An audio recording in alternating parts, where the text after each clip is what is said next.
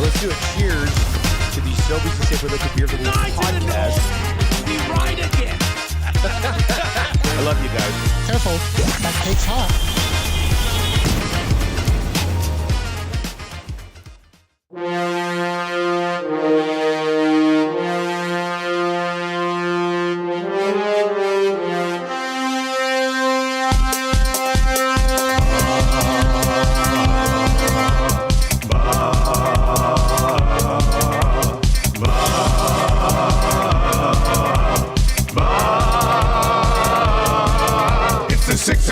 Check-in, come on, let's go.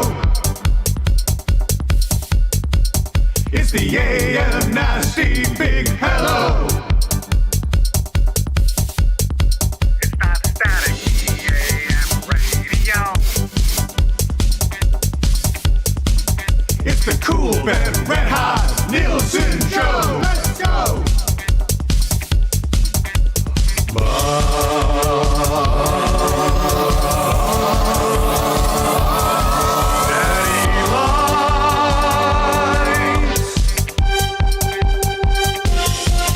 Everybody tuning in, even my wife. Mommy likes too. And those Macromala intros are cutting like a knife. Hey, it's Mitch texting in, he's your dealer for life. Let's crack a 6 o'clock and lager with some sirloin bites.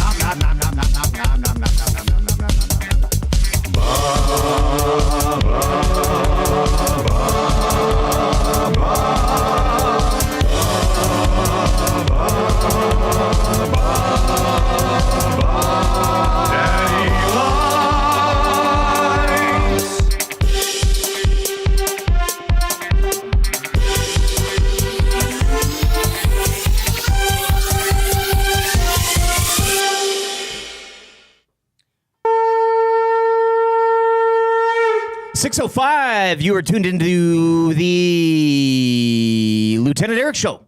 Is it up? Still, Oh, with Comrade Will. We are all in for Dustin Nielson, YouTube Trev here as well, EdmontonSportsTalk.com, the iHeart and TuneIn radio apps, and as always, on the YouTube. Hit the like, hit the thumbs up. We are already at a great pace here in terms of likes, and we've cracked that 10.5K subscriber. Let's hit to 10.6, shall we, before Dusty gets back. I think we'd have enough time. You're welcome. Well, this is you. I know this visual is striking. And if you haven't already, if you usually digest this show and this station by just the audio, pop over to the YouTube. Will's in. It's something different. It's a little bit of a different flavor here. You're looking good. It's not something different. I like this. This is a nice oh, you're enjoying the white? Wintry type of, I had to wear an undershirt today because it was a little cold. A little cold. Yeah, it's a little nippy out there, but I had to scrape the vehicle this morning. That's a bummer. You're like a piece of almond bark. Delicious. Your hands and everything. Yeah. Although mixed thoughts on white chocolate. Honestly, Really? it's not really chocolate. I don't want to derail the Bastardized show. I don't cocoa want to bean, spend eh? the next 3 hours litigating whether or not white chocolate is chocolate, but Well, it's not. We don't have time for that. We got a lot to get to from the weekend that was. That's right. And it is Oilers game day. Oilers in Montreal to battle the Habs on this 3-game East Coast swing, looking to avenge. It's a prime game. So it's a prime. You can drink prime. You can watch it on prime, right? Speaking of prime, there was a fight over the weekend as well. No, there wasn't. You didn't watch it, so how would you know, right? I mean, First of all, I didn't. Are you still buffering? I heard there was a good chance I couldn't. Yeah. And I know for a fact you shouldn't. Did you at least digest some of the highlights out there of when Tyson could have taken a shot but elected to not because... It's as if this fight game might be a little rigged from time to time. I would... What? Well, That's crazy. There are some people talking before the weekend. And, it's only been the plot of about 1,000 movies and investigative think pieces, and yet, for some reason, people are still amazed that something like that might be a little shady. I can't believe it. I refuse to believe that a guy who's gone to prison bit a man's ear in the ring and has sold his likeness to anyone who will pay, that he might affect his legacy by doing something. Nobody got hurt. Everybody walked away happy. No, Successful fight. that is the most accurate thing with the way to describe that. Nobody got hurt. Somebody should have. Yep. Literally, that's usually the point of that sport. And yet nobody got hurt. So we got a fight. We got hockey to get to as well. Ryan Reeves, hey?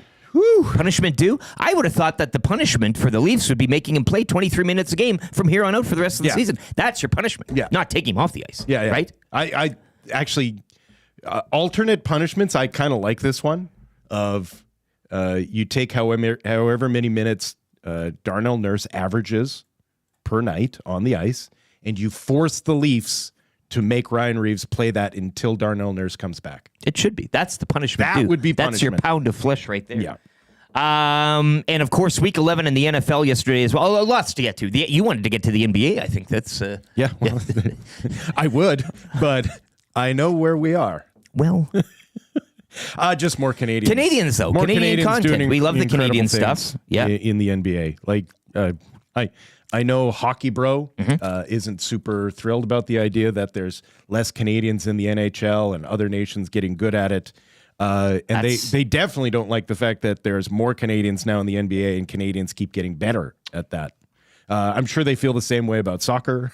Like, Well, it's all these kids not playing hockey and excelling on the world stage in other sports. I don't think you should be upset about it. those damn cheaper alternatives. Yeah, I think you should be Hell with them. really impressed. Yeah, the kid Sharp, I think, is who it is with Portland. Went off for like 35 last night in a Portland Trailblazers win. Just another kid you didn't know you were supposed to pay attention to, excelling. Rip City Step Line 1. More information on him. man. Please give us the full scout report on that. The Nielson Show presented as always by Southford Chevrolet. Drive a little, save a lot. Out in Fort Saskatchewan. Check them out, www.southfordchev.com. And we're coming to you live as usual from the Popeyes Louisiana Kitchens. It warms you up a bit, hey, with the flame on the side there. Sure. No better little heat. This week you're going to want some warmer Get the spice. alternatives. Kick it up a bit. Yeah. Kick it up a bit. And High of minus 16 right now for Saturday. yeah, -3 for today. Cloudy throughout. We get to those doldrum conditions. I don't mind if it's cold. I just like a little bit of sun. Right? I just like a little I sun. agree. A little bit of D for you. I agree. -3, -6, -9. Vitamin D. Vitamin D. Yeah. Sorry, vitamin I D. just felt like we probably needed hit the to. you need those hotkeys or the toilet humor. I did drop an F-bomb. I joined Tom Gazzola at the Boston Pizza, Westgate. ya? Saturday afternoon, actually. Well, Saturday Really? young evening. I obviously my phone wasn't where I didn't get the text. Well, it was his dad's birthday. You got to go to Tom Gazzola's Reno Gazzola, 69 dad's years old. birthday, and Yeah. I thought we were friends. He did one of those shots with the whipped cream in it, but he like sipped Sex it on like the a bowl beach of or soup. whatever, or Yeah, Muff but it Dive? wasn't. But it wasn't like he's. Oh, it was probably a month. Oh, yeah. You're not supposed to use gotta your get in hands. there. No, I know, but he didn't know that, so he's gonna. It's very adorable. He was just enjoying it. Yeah. Oh, this is a nice cocktail. I love the sweetness of the whipped cream. Adds a nice. But I was a little loose, Yeah, and and I went on, and Tom's like, it was like the first word. He's like, "How you doing?" I'm like great. Yeah. And it was good. We had a good time. I mean, it was Boston Pizza Westgate, great place. Thank you but to the the management for Gazzolas having us. didn't enjoy the blue. You were working blue. Is this a slammin' salmon joke? I had the No. Okay, that's kind of what I was like, except with Jameson's. No blue, just Jameson's, all over the face. Hell of a time. No, in comedy to be a comedian who uses, is that- uses profanity. That's the term. Yeah. It's called working blue. Yeah, I was full Tim Allen. Yeah. I went full Tim Allen. You never want to go full Tim Allen. You never go full Tim Allen. Oh, no. That gets you locked up on drug charges. Yeah. 780-218-9999 is the Paris Jewelers inbox. It is bumping. Never go full Tim Russian Allen. spa guy says, "Are thoughts and prayers appropriate for Dusty at this point?"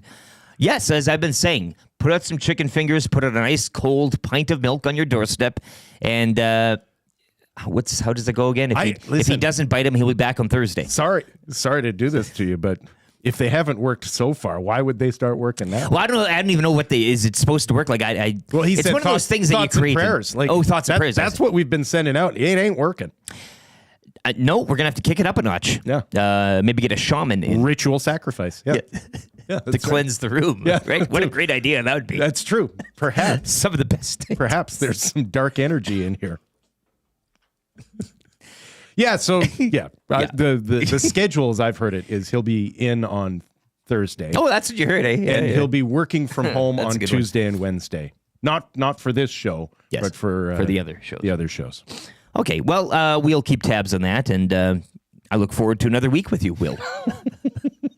Every every week it's been. Every day's a gift. Every day's a gift. Absolutely. Hey, and you don't know who's to say? Who's to say? Who's to say? Just throw my hands. The Wolf says the UFC was a great fight night. Good. Harris Jewelers inbox 780-2189. Is that a text of the day, contestant? Yeah, you're playing for $20 to NW. Maybe we start from whence we came Friday night. I mean, that was kind of it was the fight heard around the world, fight of the century, fight of the millennium, fight of this. How shall we say? Human. How we are as beings. I see. This is the fight that defines the empire. It unfortunately was a perfect reflection of much so, eh? Of Yeah. the society that was tuning into it. Yes. Yeah.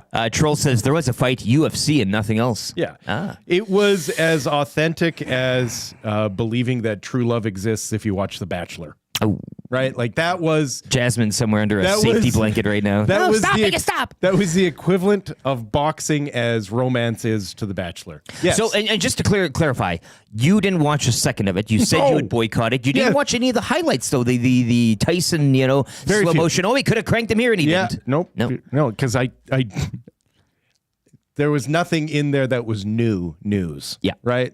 The story had already been written, and they just performed it to perfection. So maybe they deserve kudos for pulling it off. But no, that wasn't sport, man.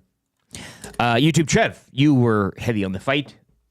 You were at a fight party, I would assume. The youth of today, at a bar.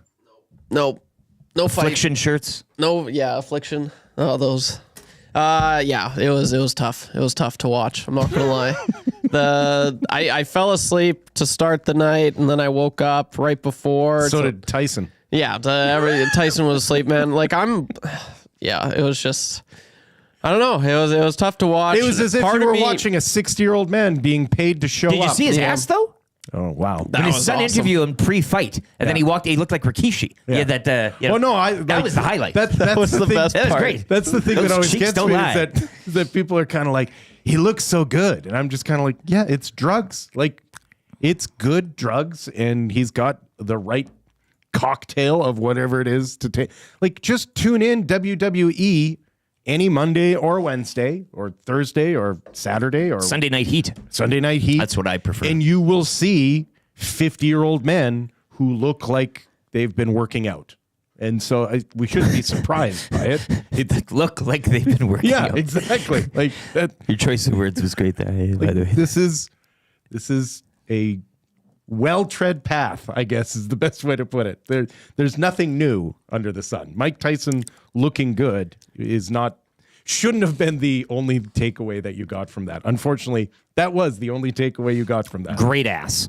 Jocelyn says the Taylor Serrano fight was great.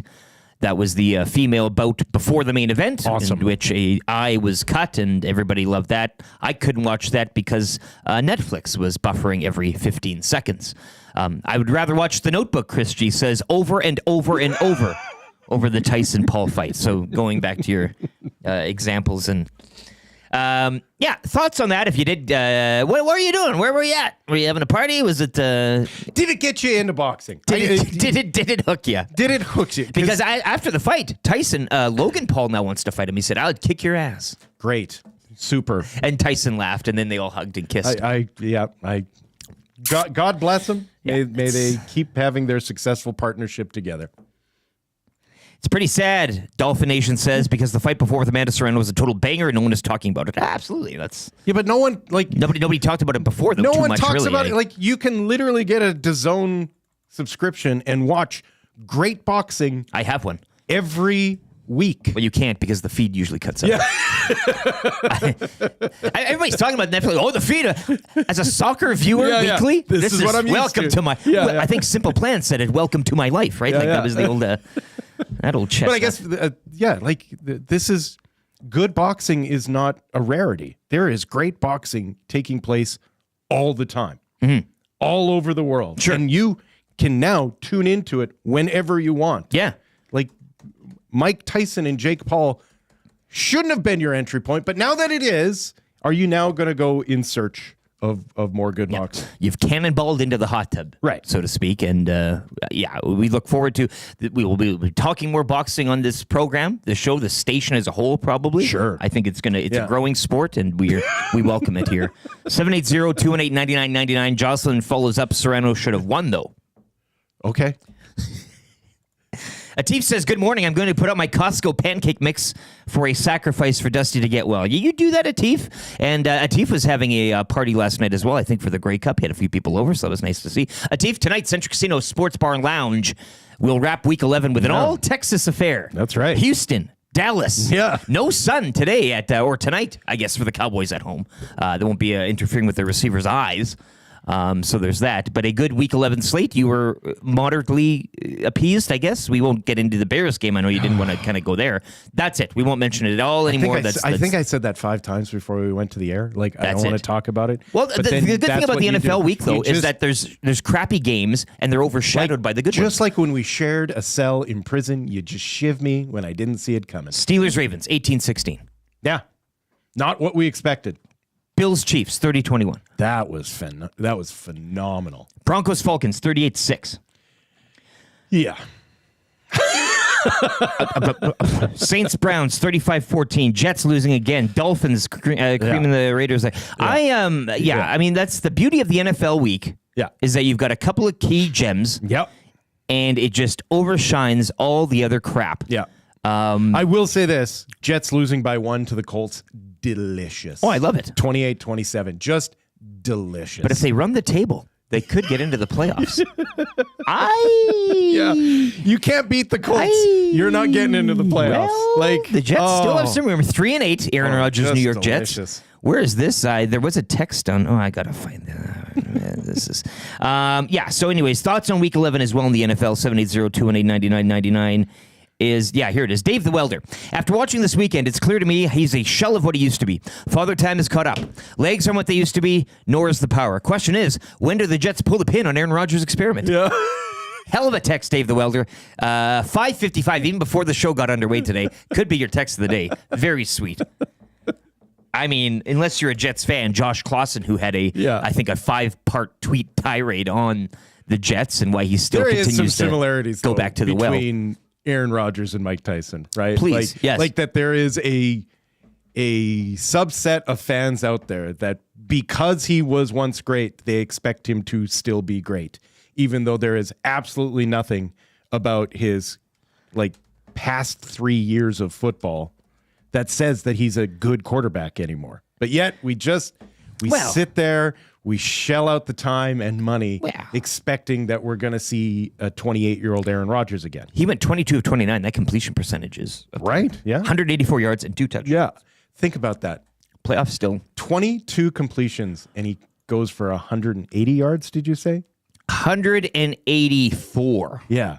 That's all he's got. Is that the Aaron Rodgers you remember? Like Aaron Rodgers, when he's 28, if he makes 22 completions, how many yards has he thrown for? It's over 300. Mm-hmm. He can't throw the deep ball anymore. Mike Tyson can't throw a punch anymore. Like, age does this. I don't know why we're still surprised by it. Is it because we're all getting old and we don't want to believe that we're old? Maybe that's what it is, hey? Listeners, viewers out there, let me know. Everybody, show your age. If they can do it, I could still do it. Yeah. Well, you can't do it, I can't do it, and they can't do it. It's the money. Yeah. The money. The money. Smith TM14 in the nasty chat says Bombers aren't a dynasty. Winnipeg Jets pummeled by Stanley Cup champion. It was a tough weekend for Old Hustler as the Bombers lost. The Chiefs also lost, and we'll get back to the NFL slate here as well. Yeah, Chiefs and Bills. What a game! I think I used the dynasty term for Blue Bombers, and they are not. Yes, they are. 3 straight losses. That's a dynasty. Everybody talks about the Bills all the time. Why you can't? Dynasties aren't just a winning thing. They're a losing thing too. You've done the that's tough to do. Make it to 3 straight championship games and lose them all. 2 of which to backup quarterbacks. Yeah, that's quite a feat. That's wild. And that's where we'll get into right now. That's good for the Italian Center Shop.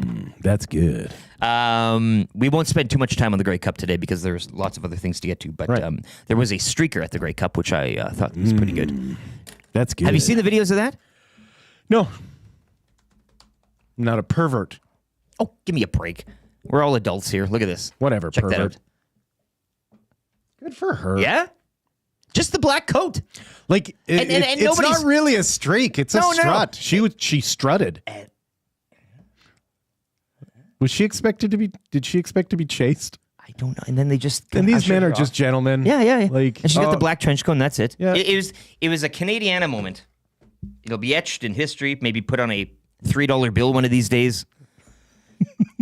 I'm just going to have that up in a separate window here because it's Well, not bad. I'll say good that. moment. We've seen worse. her OnlyFans account will get a boost. I was sure. surprised it wasn't painted on her back. Yeah, I'm sure it will. She'll make some money. That's good. I'm not sure if that's what they want to be associated with.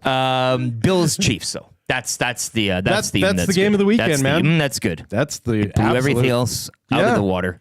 Yeah, a back and forth that came down to a heroic touchdown run by your quarterback. My quarterback.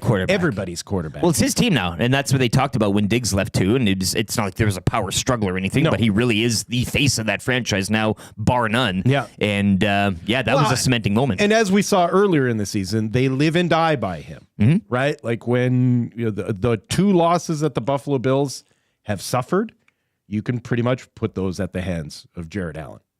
And however, the 9 wins are also, he is also the big, if not the main reason. He definitely was yesterday as they knock off the defending Super Bowl champs. Yeah. 262 through the air for Josh Allen, a touchdown and a pick, but he also rushed one in 55 yards on the ground on 12 carries. So it's a regular day at the office for one Josh Allen, and the Bills improved 9-2.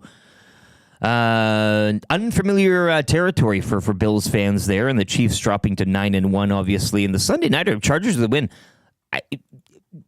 Who's to say there in that AFC West that things could maybe happen now? 7-3, 9-1. Those are. It still seems a gulf when the Chiefs are involved. But hey, Chargers have won 4 in a row. They're putting a little heat on. Love to see it. Bills 9-2, Dolphins 4-6, Jets and Patriots both 3-8. Once again, the Monday Nighter tonight. You can join me, Central Casino Sports Bar and Lounge, for this one.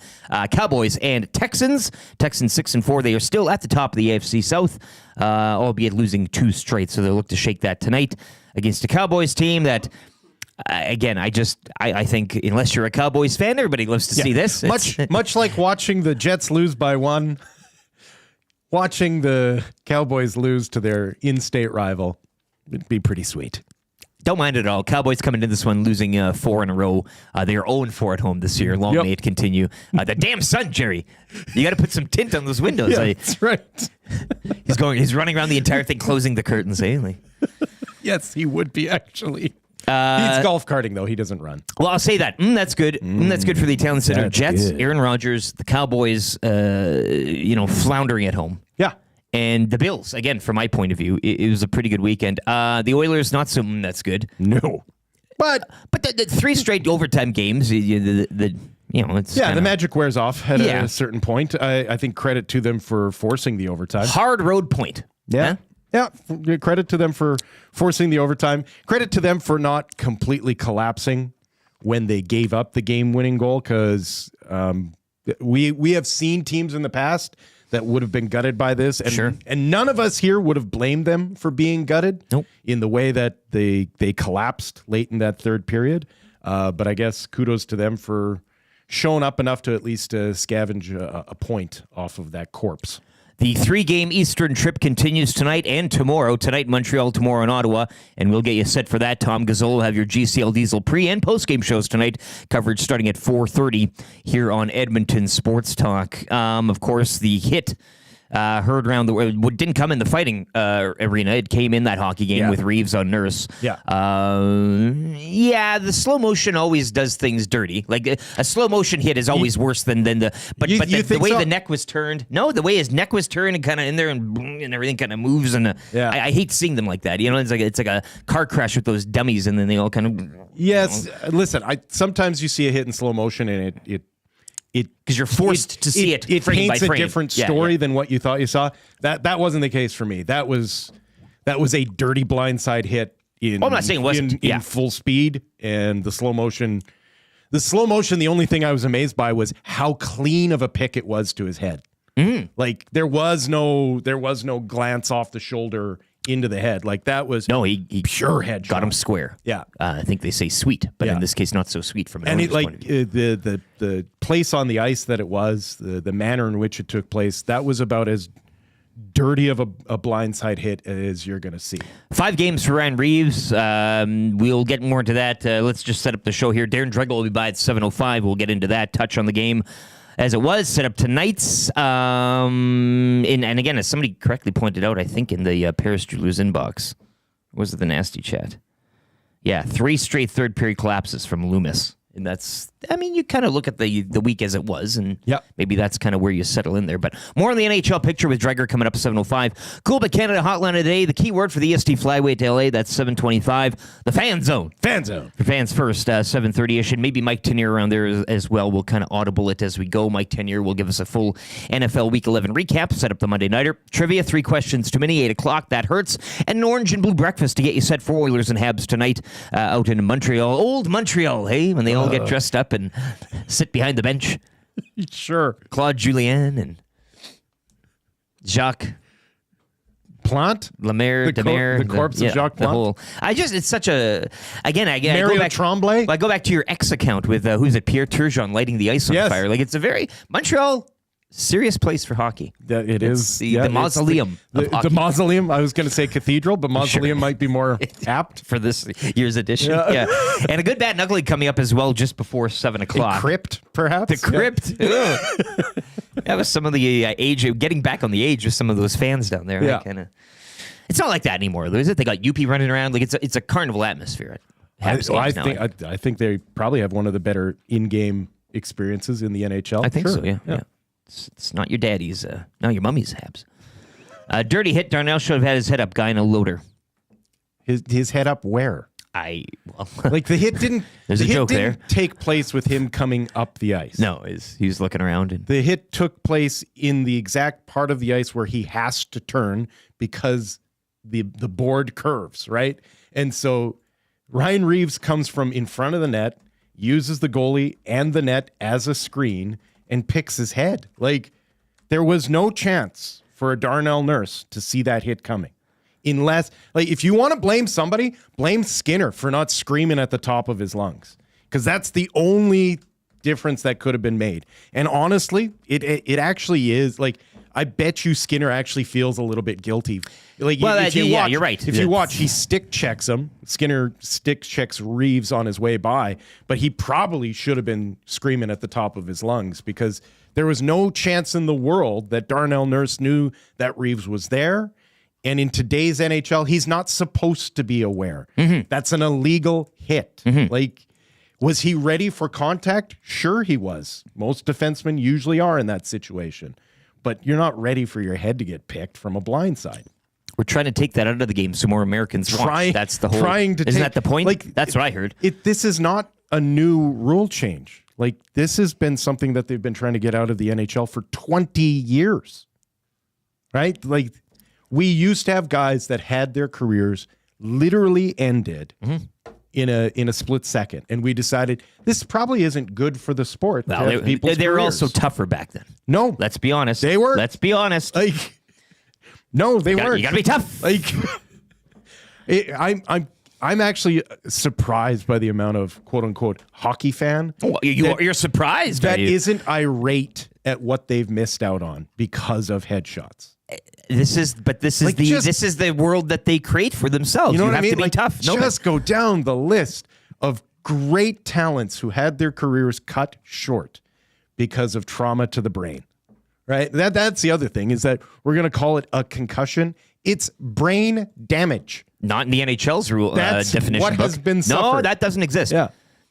Like you Doesn't injure exist. your leg, it's a leg injury. You injure your brain, it's a concussion. That's opinion. This is in fact, according to the NHL, this is far from fact. Right? We're not. They're not. They don't. No, I agree. He got an owie on his head. He'll be back. Put a hot water bottle on it and Listen, call it a day. Credit to the NHL for handing out the suspension as quickly as they did. Oh, you have to. And if you're sitting there going, it should have been more, you're right. But on the scales of justice of the NHL, a 5-game suspension is actually a little bit surprising, right? Because Vancouver Canuck fan right now is dealing with Brock Besser being out from a headshot, and that guy only suffered a 3-game suspension. Like, at least the NHL's going, well, I guess we need to give it a 5. Wheels says Bouchard is the only reason why the Oilers lost on Saturday. We'll get into Evan Bouchard, and there's a lot more going on. And besides the hit, which obviously took kind of precedence and all that, but again, kind of, I think Loomis called for what it is. They pissed away that game. 3 is a trend. They need to wake up. There is a game to discuss, too, within not just the injury to Nurse, which is too bad because Kulak as well. There's a kind of a thing developing there. And Nurse coming off the game, to which we said, he had 2 goals. His best game in a long time. I mean, the guy can't really catch a break there in that regard, but we'll get into more of the hockey picture as well coming up throughout the show. It is the Nielson Lieutenant Eric Show with Comrade Will Fraser. YouTube Trev's got a sports update for Nisku Glass, who came by and replaced my wife's windshield on Friday. Great company, great guys, Dave and Tori out there. They come to you. I know you hear the word Nisku and you're like, oh, I got to drive all the... No. They'll come to wherever you are, Edmonton and area. They'll drive out there. They'll replace the glass. Great guys, great service, and great quality. So Nisku Glass, check them out today. YouTube Trevor with the Sports Update. Lieutenant Eric, Will Fraser, EdmontonSportsTalk.com.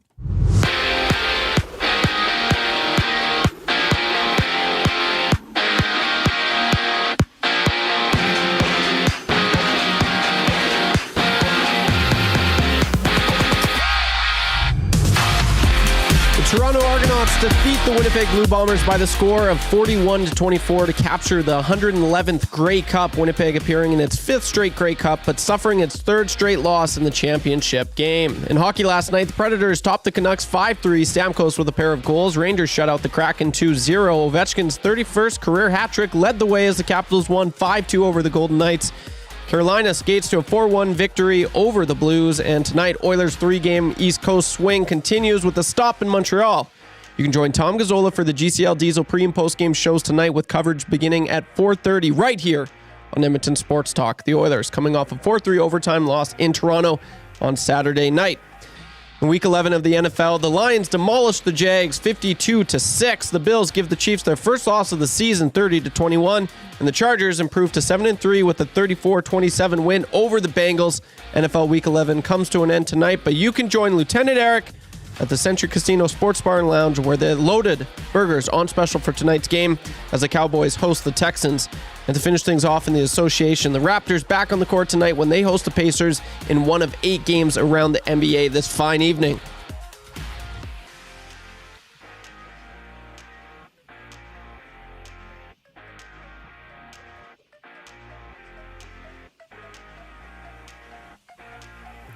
The Sports Update brought to you by Nisku Glass. If you're looking for replacement glass for your construction equipment or fleet vehicles, or a home or business owner looking to upgrade your space with high-efficiency windows and modern glass designs, Nisku Glass is here to help. From your home or your business to your vehicle, they won't just meet your glass needs, they'll shatter them. Check out their Instagram or give them a call at 780-955-7989 and see what Nisku Glass can do for you.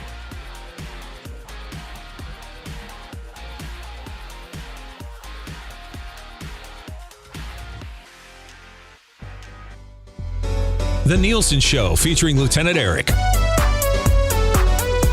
Only on Edmonton Sports Talk.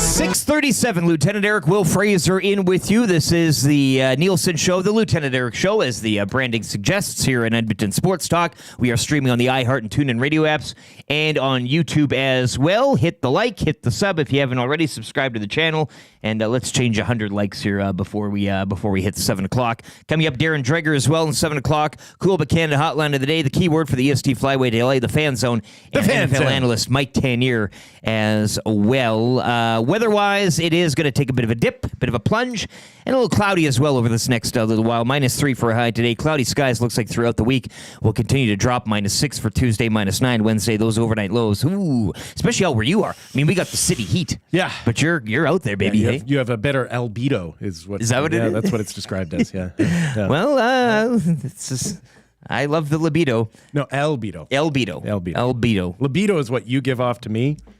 Albedo is what the city gives off. That's what the streaker was giving off to me. Yeah, that's right. Holy heck.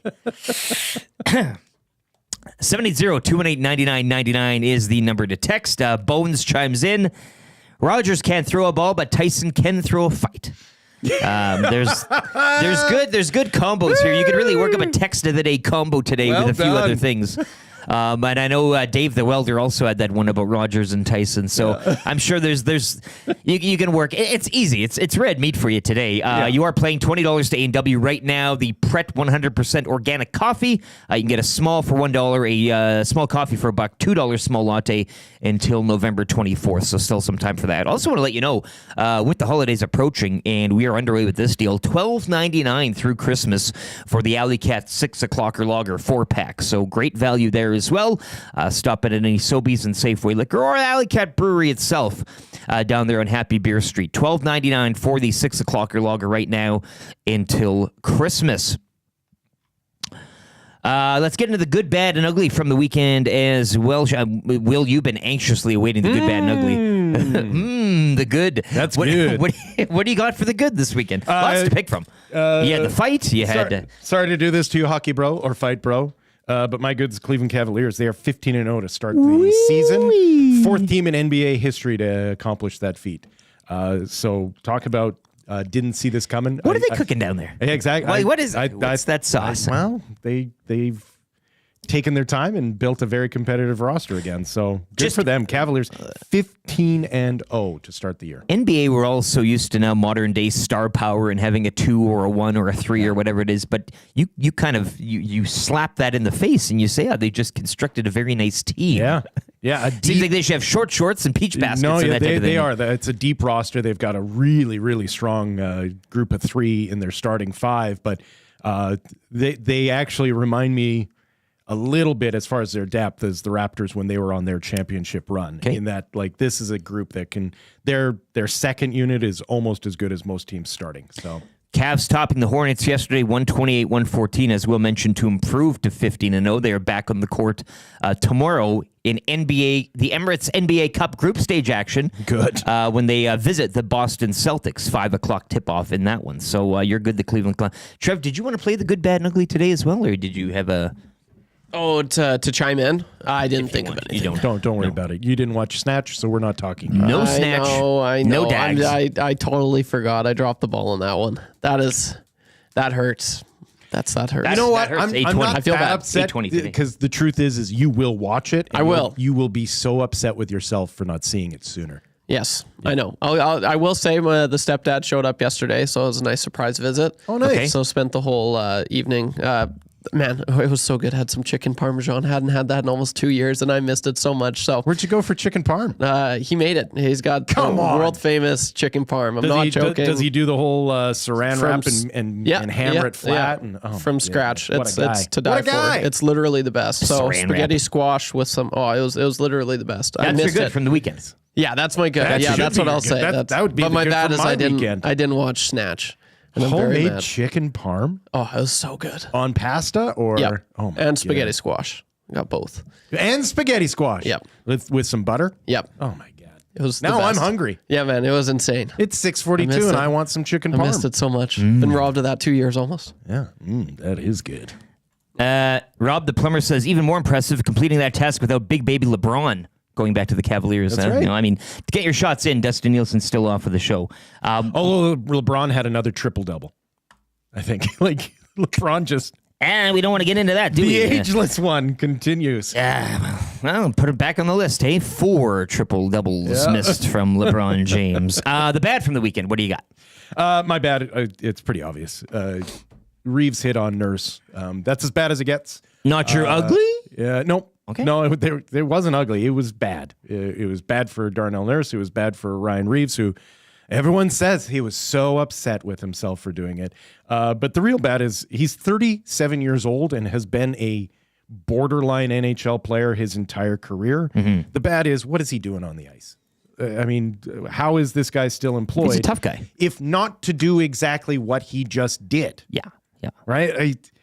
The ridiculous thing is everyone going, that's not the guy that he is. I'm sorry. That's exactly who he is. That's the only reason he's still holding down an NHL job. Well, that's the ridiculous thing. Because he's willing to play that way. But don't tell me the game is like, this is the game. Yeah. This is the game. That's right. Yeah. So that's what I mean by bad. It is bad that the Toronto Maple Leafs still see a value in having a Ryan Reeves. And the value that they see is knowing that he is able and willing to deliver those types of hits on the ice. Most guys aren't, because it takes something from you to do that to a fellow union member. Let's say it that way. Wow, you're getting the union involved here. Well,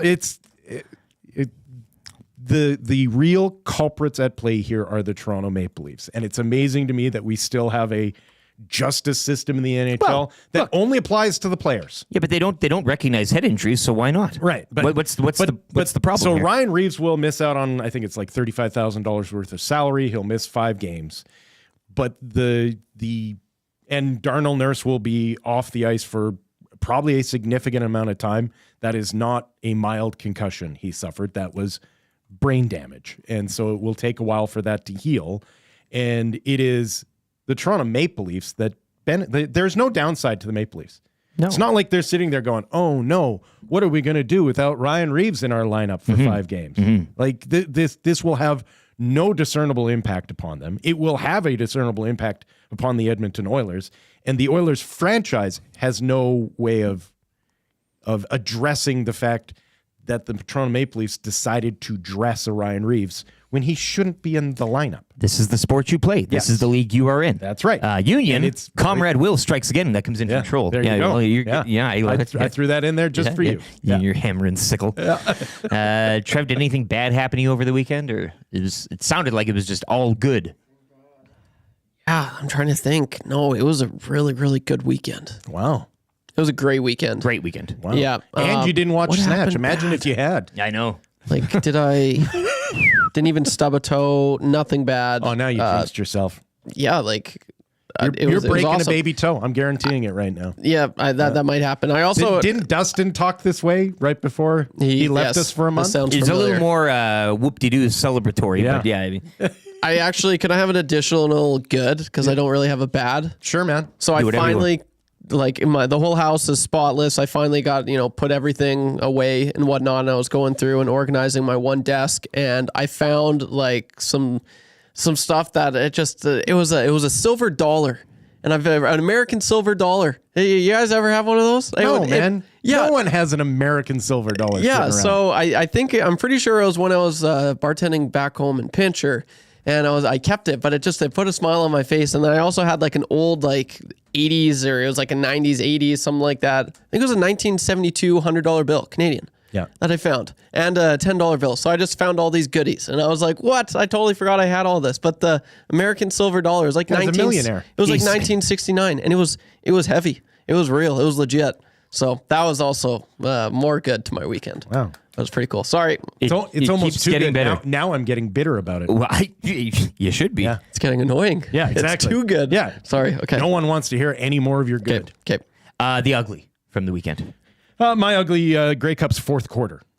It was a The Grey Cup. stalwart affair. Canadian football. It was a stalwart affair until nearing the end of the third quarter, when a punt turn went awry, led to a fumble, led to an Arbuckle touchdown pass that put the Argonauts up 17-10 at the time.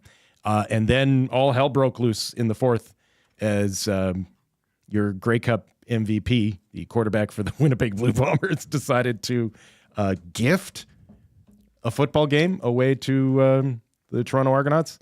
That was an ugly way to finish what had been a pretty competitive affair up until that point. The nation mourned as Glenn Suter on the broadcast sounded like somebody killed his dog after the Bombers lost. Like everybody was kind of, it was a terrible night. And it was terrible night. And it was as compelling as watching someone kill their dog. Like that was an ugly way to finish what had been a pretty good football game. It's just too bad that the Bombers. I came in this morning and I said, I am pretty CFL ignorant. Is there a reason why Winnipeg didn't change out their quarterback? And I'll stay with that. He was not playing well leading up to the point where he cut his finger, and then played even worse after that. And they kept with him, and he imploded in front of our eyes. That's enough CFL talk. What's your ugly? I was going to ask Trev what his ugly was. No, you're not going to give us one? That's ugly. Ugly, I guess just the Oilers lost and how they lost. Evan Bouchard's play.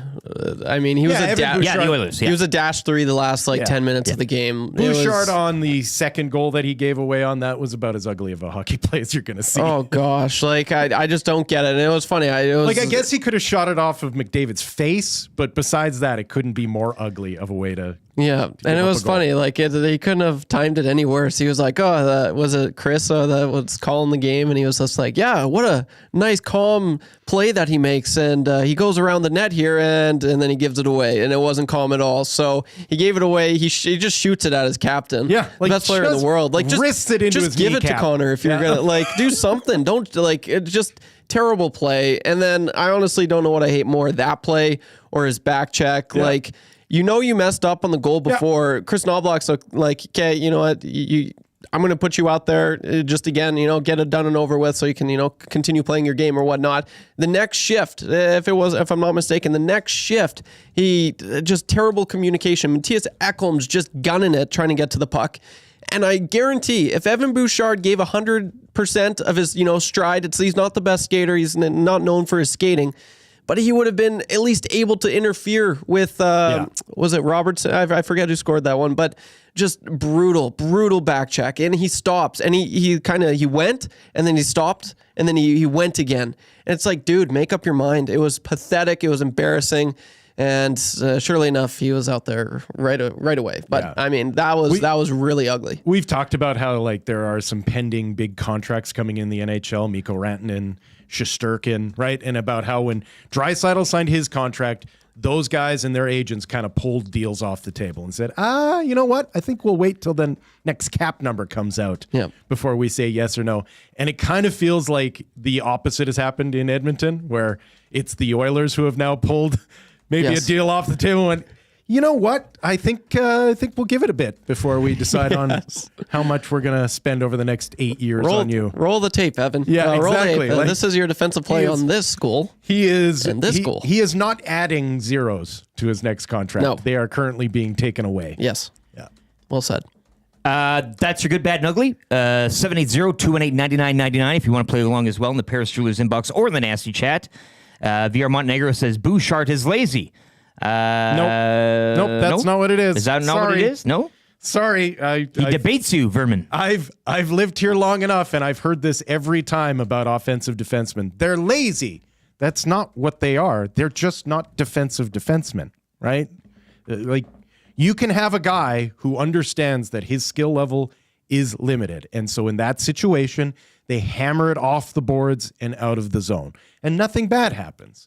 With an Evan Bouchard, he is a man who thinks he can create plays out of nothing. And he'll tell you he wasn't aiming for Connor McDavid. He was trying to thread it through his legs and get a 50-foot seam pass up the ice. You are going to live by the sword. You're going to die by the sword with an Evan Bouchard. Too bad we can't sit him for a few games, Darren says, but we can't now because Nurse is hurt. Frustrating. Ryan says, you guys be careful knocking Bouchard for that dumbass play. He had a positive Corsi that game. The analytics guys will be looking for blood. Your blood. Well, the analytics guys will say that, PDO, a measurement of luck, is going to say that it will turn the other way over the course of an 82-game season. And you know what? They're right. Analytics are a terrible measure of a game-by-game performance. They are a very good measure of a season-by-season. Rob from the Grove says it's hard to believe Bush is on a contract year. Yeah, he is not playing like it. No, well, but again, maybe this is you're getting a deal. Everybody gets a deal. This is like the Tyson Paul fight. Again, everybody kind of there's an agreement beforehand. You do this, we'll do this, and the money will exchange, and everybody's maybe happy. Deep down inside, Bouchard just wants to sign for less. Team friendly. Yeah, I know. Yeah, he's like, guys, listen. Here's what I'm going to do. I'm going to sewer myself for the first 40 games. We'll sign the extension then, team friendly contract, and then I'll show up. What a saint. Yeah, well, exactly. Name the street now if that's the case. Him now. Hey, exactly. Mike Miller says Bouchard is terrible defensively in the nasty chat. Yeah, we're not. Right. I don't think anybody here is defending his defensive play this morning. It's what it is. I hate that phrase, but this is the reality of the situation. There's nothing new. No. Right? You're not. We're not breaking new ground here. VR Montenegro comes back lazy and untalented defensively then. Oh. Is that, getting a little more descriptive. No, these are not lazy. The only lazy hockey player I've ever seen was Dustin Penner and who's the hot dog kid? Phil Kessel. Phil Kessel. Yeah. 8 points away, 9 points away from 1,000. Yeah, those are sign him up. Those are the only lazy hockey players I've ever seen. Guy Noloyev says Bouchard is not lazy. He agrees. He just doesn't give an F. No, that's not it either. He overestimates his ability from time to time. Evan has cost us more games to lose than to win. It's embarrassing, Darren says. Again, Burglar says, since Nurse is down, this could have been time for Gleason season, and they traded him. Yeah. I got a little time for some Ben Gleason, but no, not anymore, Nate. Yeah. And also, the people who are like, he's like, that Evan Bouchard is the problem and that this team would have more wins without him, I just disagree. Like, if you look at this Oilers roster and say they would be better without an Evan Bouchard. It depends who is there. It's not going to just be a blank space, but right. No, but like if you have a defenseman stalwart, then you're not getting the offense either that he provides. So you're not getting. It's a give and take. There is a price to be paid for having an Evan Bouchard. Yeah, exactly. And the price is that defensively you are not going to be as solid. Some would say that price is too high. The flip side to that is you have a potential point a game defenseman off of your back end. Trev, like him or hate him? Yeah, I mean, one of the for two. the longest time, the narrative was the Oilers need a puck-moving defenseman. Right. They need a first pass, get it out quick. Right. And that's one thing Evan does do pretty good 9 times out of 10. I want to say he does connect that pass. 10th time that it's really that 10th gets time you. that just really burns him. Yeah. and that's what people hold on to. So, yes, you want Evan Bouchard on your team. I'm happy that he's on the Oilers. I am, but it's just his defensive lapses that you see time and time again. And he's a slow starter, right? It's no secret. He'll start catching on here soon, but it's tough. And it's just, it's not. He's just there's no intensity, is what I'm seeing. Like I know he may not be lazy, but he's not skating. He's not backchecking. He's not giving 110% right now. Right. And like that's annoying. So I hear those. I feel but that's not like. Just because he doesn't play with his feet moving as quickly as you like doesn't mean that it's not intentional, right? Like he has developed a style of play that is best suited to what he does. Like we all saw Taylor Hall in this town for years, and Taylor Hall looked like he was giving 100% every time he was out there because of the style of skating that he had, the nature of his game. It didn't mean it was effective all of the time. I will choose effectiveness over style. Like if you just want a bunch of guys that work hard, you're called the Calgary Flames, right? Like lunch pail, right? Exactly. Yeah, lunch pail. Hard hats. Blue collar guys. They go out there, they hockey. work real hard. Yep. Like I've seen that team in this town. They're a 500 hockey team that gets eliminated in the first round every year because they have no other level to get to. But you love them. Sure. Yeah. You identify with them and they don't do anything for you. You love them. Yeah. If you want a hockey player to look like you would look if you were in an NHL rink, that's not a successful team. That is a team of tryhards. And I'll take a team of talent over tryhards every time. Leon Draisaitl gets painted with the same brush, right? People go, oh, I don't know, he looks lazy out there. Actually, he looks like he thinks the game's smarter than you do. That's what he looks like. He looks like the game is going a little bit slower for him because he's able to slow it down. You say some of us are blinded by the hard work mantra, Right. and it kind of... Absolutely. Like, we like to see arms pumping. We like to see skates moving because that tells us that effort is being applied. And effort if we directly see a equates guy to success. purposely trying to slow a game down, suck a guy in, pull somebody out of position, we go, well, that's not hard work. That's just being smarter than everyone else. I'll take smarter than everyone else. 780-218-9999 or the Nasty Chat. The hockey talk will continue here on Edmonton Sports Talk. Coming up, Darren Dreger of TSN will be by. Coolbet Canada hotline of the day. Probably take a look at the Oilers and Habs. Tonight, EST Flyweight LA keyword. That's coming up 7:25. I wonder what the word will be today. Oh, my And again, goodness. you're taking that first letter off every keyword. Maddie's telling you something. There's a story to be told here. It'll probably be plural for no reason. I can almost guarantee that. Bruins. Yeah. Who? Like, I get there's a stretch there, UCLA, I get it. But nobody here is thinking of UCLA Bruins. Jeez. Fan Zone and Mike Tanier as well will touch on a little football as the show rolls on. Lieutenant Eric, Will Fraser, YouTube Trev's on the sports updates today. He's going right now for Green Plan. We'll be back. TSN's Darren Dreger joining us on the other side. This is the Lieutenant Eric Show, EdmontonSportsTalk.com.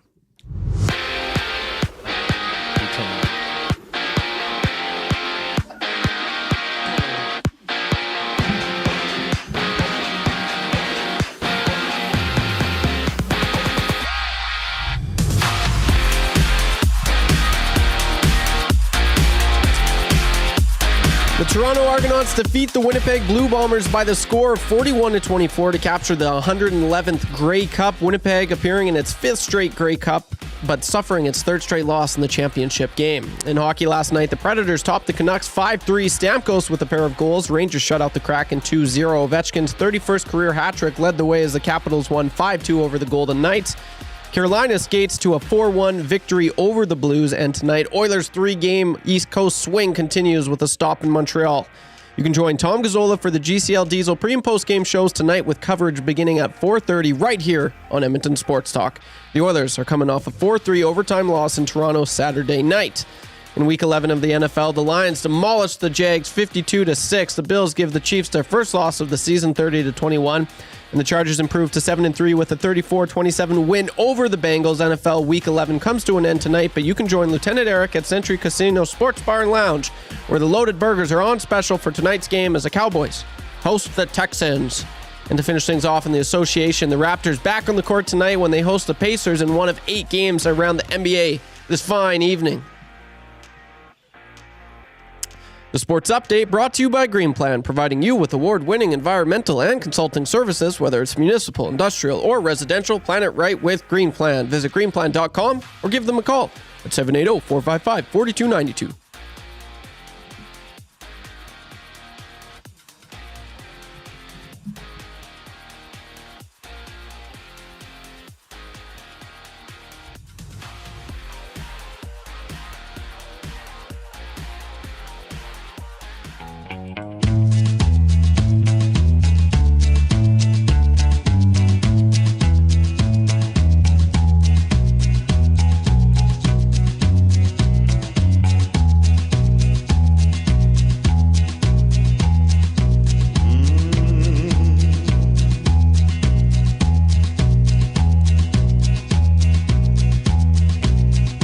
Got a big shot off this stick of mine. I keep those lanes wide open all the time. Draisaitl setting up shop, McDavid's flying. I'll hit the twine when I walk the line.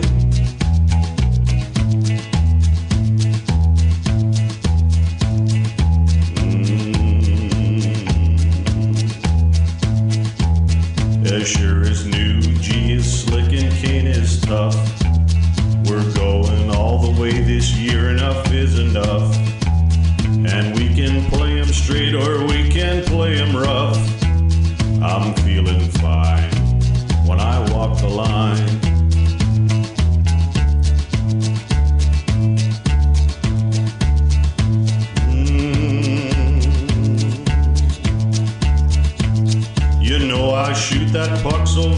very, very hard. The name on the back of my jersey says Bouchard. And we're gunning for first place, not a wild card. I'll hit the twine when I walk the line.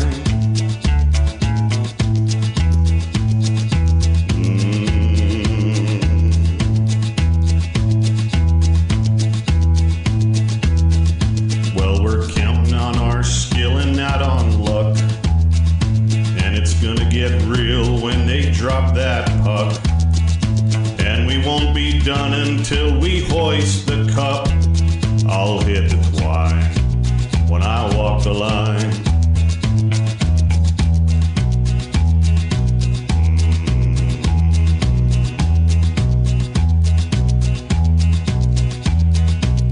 I got a big shot off this stick of mine. I keep those lanes wide open all the time.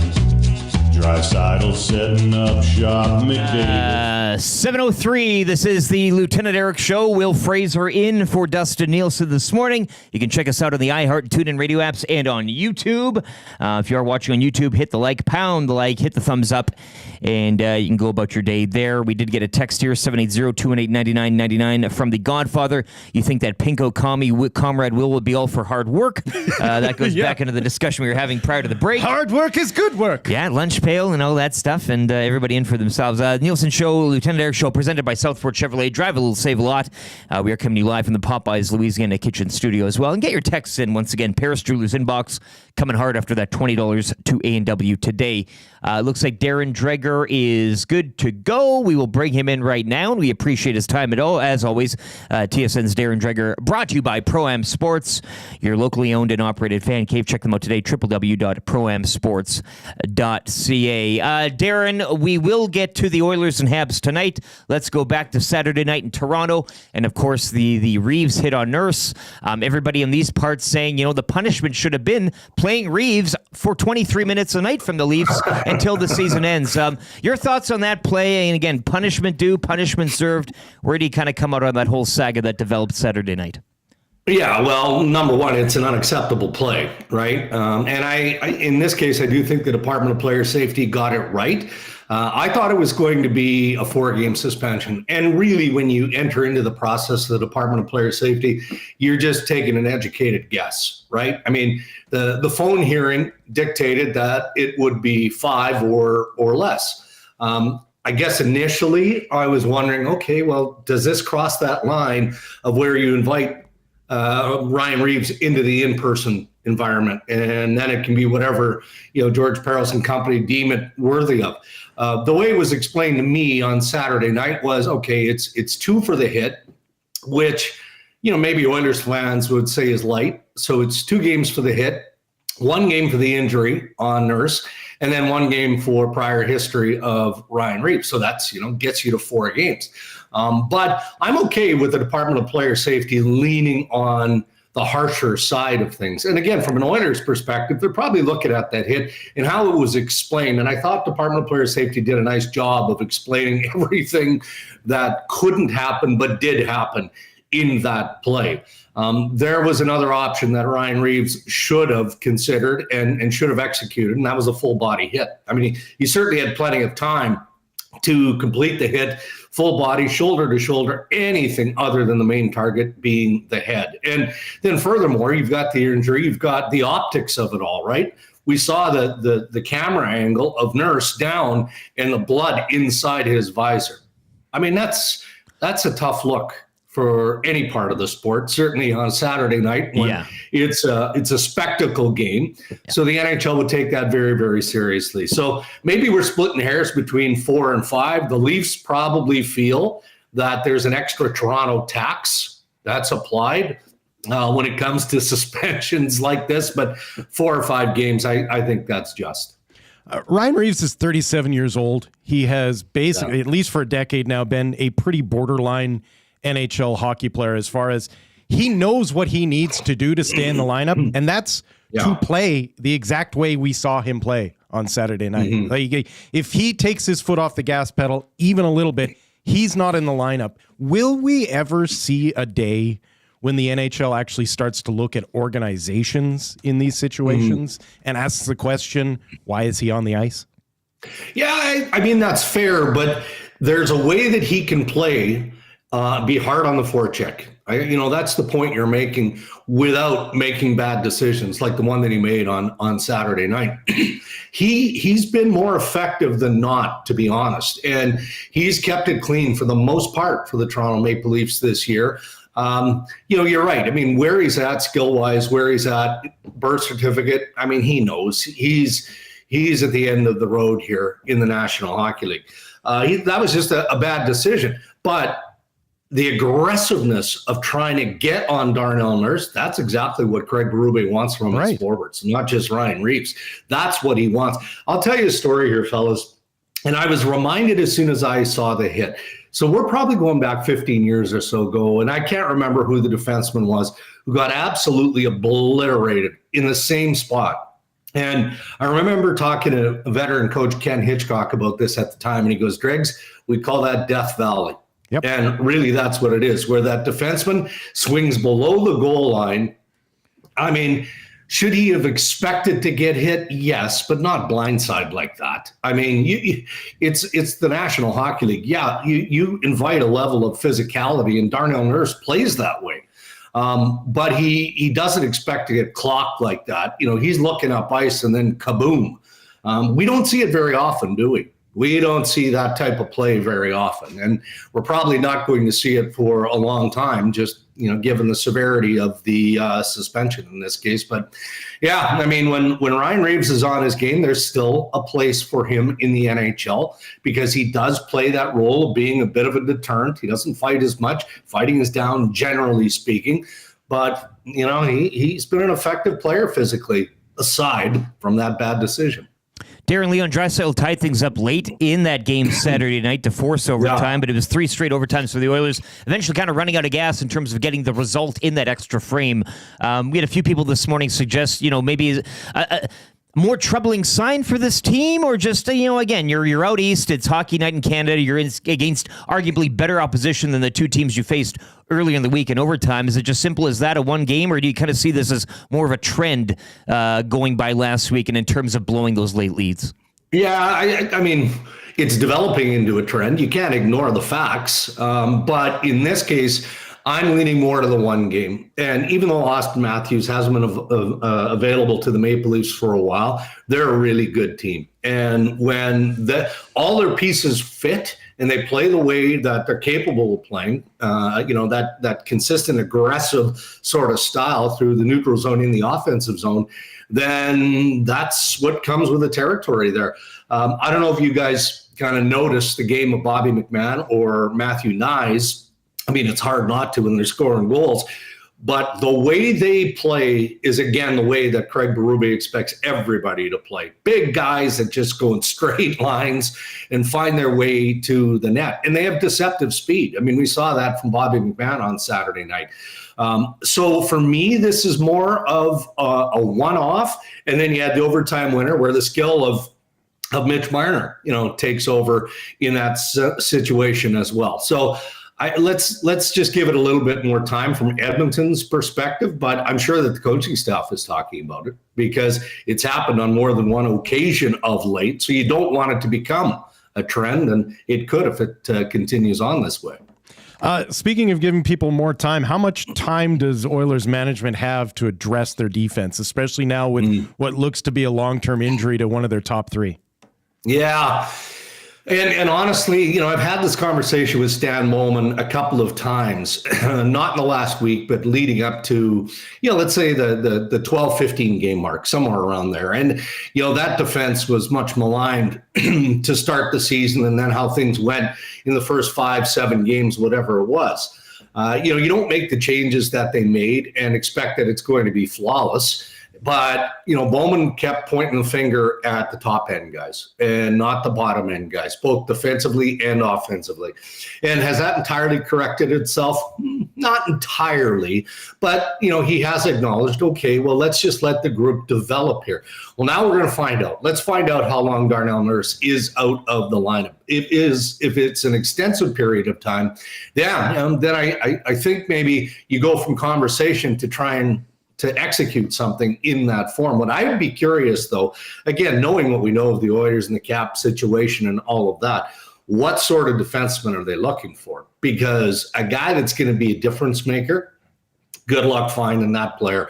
Unless you can find a player who is maybe frustrated in the environment that he's in, is maybe in the final year of his contract. There's a handful of those guys out there, right? So I wouldn't be surprised, depending again on the extent of the injury here to Darnell, that Stan Bowman does try and do something. But I think what's also, and you guys watch every minute of this, so you'll recognize what I'm saying. It's not just defensively, that defensive core that apparently needs some attention. The overall speed of this team, I think, needs to be addressed in some fashion as well. They're not the team that they were in the Stanley Cup playoffs, and that's mostly because the players that were part of that package aren't with this team, and they weren't replaced by guys who can play at the pace that we're accustomed to seeing the Oilers play. Darren, just zooming out from the Oilers and that situation on the blue line, and when it comes to the league as a whole, 10 days away from American Thanksgiving, it's not a hard deadline of any sorts, but it is a bit of a first marker on the season. Phone buzzing a bit, or what are you hearing out there in terms of other teams maybe taking a look at other deficiencies or addressing needs in their lineups? Yeah, you know what? It was buzzing last week, and there's no reason to think that it's going to be less this week, because you're right. I mean, we can almost put an asterisk this time on the calendar. You get to the 20-game mark of the regular season. You close in on U.S. Thanksgiving. Managers know what they have. They know what they don't have, and part of that is what we just discussed. And that's injury in certain situations. And then you combine that with some of the tough starts that we're seeing around the league. Big win for the Nashville Predators over the Vancouver Canucks. That's not the magical elixir. It's not like Barry Trotz now suddenly thinks the pieces are going to fall into place here. So he's an eager general manager. Likewise, Kevin Adams with the Buffalo Sabres says he's willing to listen on everything and perhaps do something big. Excuse me. And then you've got Kyle Dubas in the Pittsburgh Penguins. So there's three guys that seem pretty eager, and I'm sure that there are more around the National Hockey League. And, it makes sense that we could throw Stan Bowman into that mix here. Taking a look as well, tonight's game, Montreal Canadiens, lackluster record, I guess, this season. But, a few offensive bright spots as well that can turn a game, and a great goaltender tonight in Sam Montembeault. Your thoughts and what, I guess, from an Oilers fan point of view, should this fan base fear the most, or what could be the most troubling, I guess, tonight for the Oilers heading into Montreal? Well, look, I mean, this is a team, the Montreal Canadiens, that have battled the demons of consistency to this point of the season. They know where they're at as an organization, and Ken Hughes, the GM, isn't throwing life preservers here unless they're a long-term fit. He's not giving up young pieces or pieces that he thinks are going to help this club turn the corner as early as next year when they really need to. But that's not to say that he's not interested in helping the group either. What they've got, which is interesting to me, is depth scoring, right? And guys who are capable. I'm looking at the veteran Brendan Gallagher, who's had a real good start this season. I'm looking at Jake Evans, who's solid in that bottom six. So if they can continue to get a little bit more pop from their offensive weapons up front, beyond Cole Caulfield, it has to be a more consistent, dynamic game from Suzuki or Kirby Dach. I mean, go down the list. Alex Newhook, capable of doing more. They expect him to be able to do more. And defensively, this team has been all over the map. And while Sam Montembeault was a good story coming into the year, I wonder if just the porousness of the Montreal Canadiens at times just exposes that goaltending. He's a good goaltender. Don't know yet what Caden Primo is going to be at the NHL level. Is he a backup goaltender? Is he going to get to a place where he can compete for the starter's job? We don't know that. But what we know is when that team isn't checking and isn't playing sound, structured defensive hockey, then that puts way too much pressure on their goaltender. So we'll see how competitive they are tonight. Just a final one. What's wrong with the Winnipeg Jets? Well, I say that because, look, I mean, they had such a good goal differential, and they still do, let's be honest. And I'm a little tongue-in-cheek here. But 4-1 to Tampa on Thursday, 5-0 Saturday in Florida. They'll host the Panthers tomorrow. Again, tongue-in-cheek, but I do look at that aggregate score, and I kind of, to somebody who doesn't keep a keen eye on the Jets, day to day, I'm kind of like, that's an odd one. They're going to lose games, but in that type of fashion as well, just kind of took me by surprise. Yeah, you know what? Maybe I'm the jinx here because we had Scotty Arniel on the Rain Dregs podcast last week, and we taped the interview on Wednesday. They played Tampa Bay on Thursday. We talked about a lot of things. Arniel is a really good interview, but he gave a lot of credit to not individual players per se. I mean, obviously Connor Hellebuyck has been a great story, and Nikolai Ehlers has been really, really good. It was the fact that they've adhered to, again, a structured style, and defensively they're a really good collective group. Well, that kind of went sideways out the window on Thursday against Tampa Bay, and then that continued against the Florida Panthers, and now they've got Florida in that back-to-back tomorrow night back in Winnipeg, right? So they're going to get tested. I mean, that's a real good team, the defending Stanley Cup champions, who are coming off a real explosive win over the Winnipeg Jets. But I mean, the body of the work speaks for itself. I think you're going to see a tighter but a better product in Winnipeg tomorrow night. So we'll see. I mean, it certainly doesn't put a stain on the start of their year to go 15-1. But I also think that it's more of a recognition of how good the league is, and how you've got to be ready. You're top of the National Hockey League. You've got to play like that every single night, or the good teams across the league will take advantage of you. Well said, Darren, and hopefully that phone continues to buzz for you as we approach American Thanksgiving. Thanks for your time this morning. Have a great week. Okay, guys, you too. Thank you. Thanks, Darren. TSN's Darren Dreger, brought to you by Pro-Am Sports, your locally owned and operated sports memorabilia fan cave. Check them out today, www.proamsports.ca. Just the nature of those. They host the Panthers tomorrow. Then they get 2 cupcakes. They're in Pittsburgh. They visit Nashville. Yeah. I say cupcakes based on the opposition they faced here. Yeah. And then a big one in Minnesota against the Wild next Monday, which should be well viewing. I think narrative matters. Like Winnipeg came into the season with every so-called expert predicting a tough season for them. Mm-hmm. And that is such a gift to a veteran locker room, right? A talented veteran locker room. To have doubt on the outside is such a good motivator. The bulletin board material, right? Like it is such a good motivator to get your group to buy in together to all, think of Edmonton in the Stanley Cup final. And when everyone counted them out, and then McDavid goes like we live off of this, right? Like just continue to doubt us. That's what we want. And it's true. Like, especially in hockey, they feed off of the doubt. And so you get Winnipeg, who comes in, blows everyone's expectations out of the water. And so those expectations are now reset. Everyone's talking about how they are the class of the NHL. There is no one that compares. And that narrative then seeps into your locker room as well, where you start to think that the game is already won before you hit the ice, because that's what everyone says has happened, is that you are already the class of the NHL. So, narrative counts. And now it's affecting the Jets the other way. They are overconfident. They are not simplifying the way they had.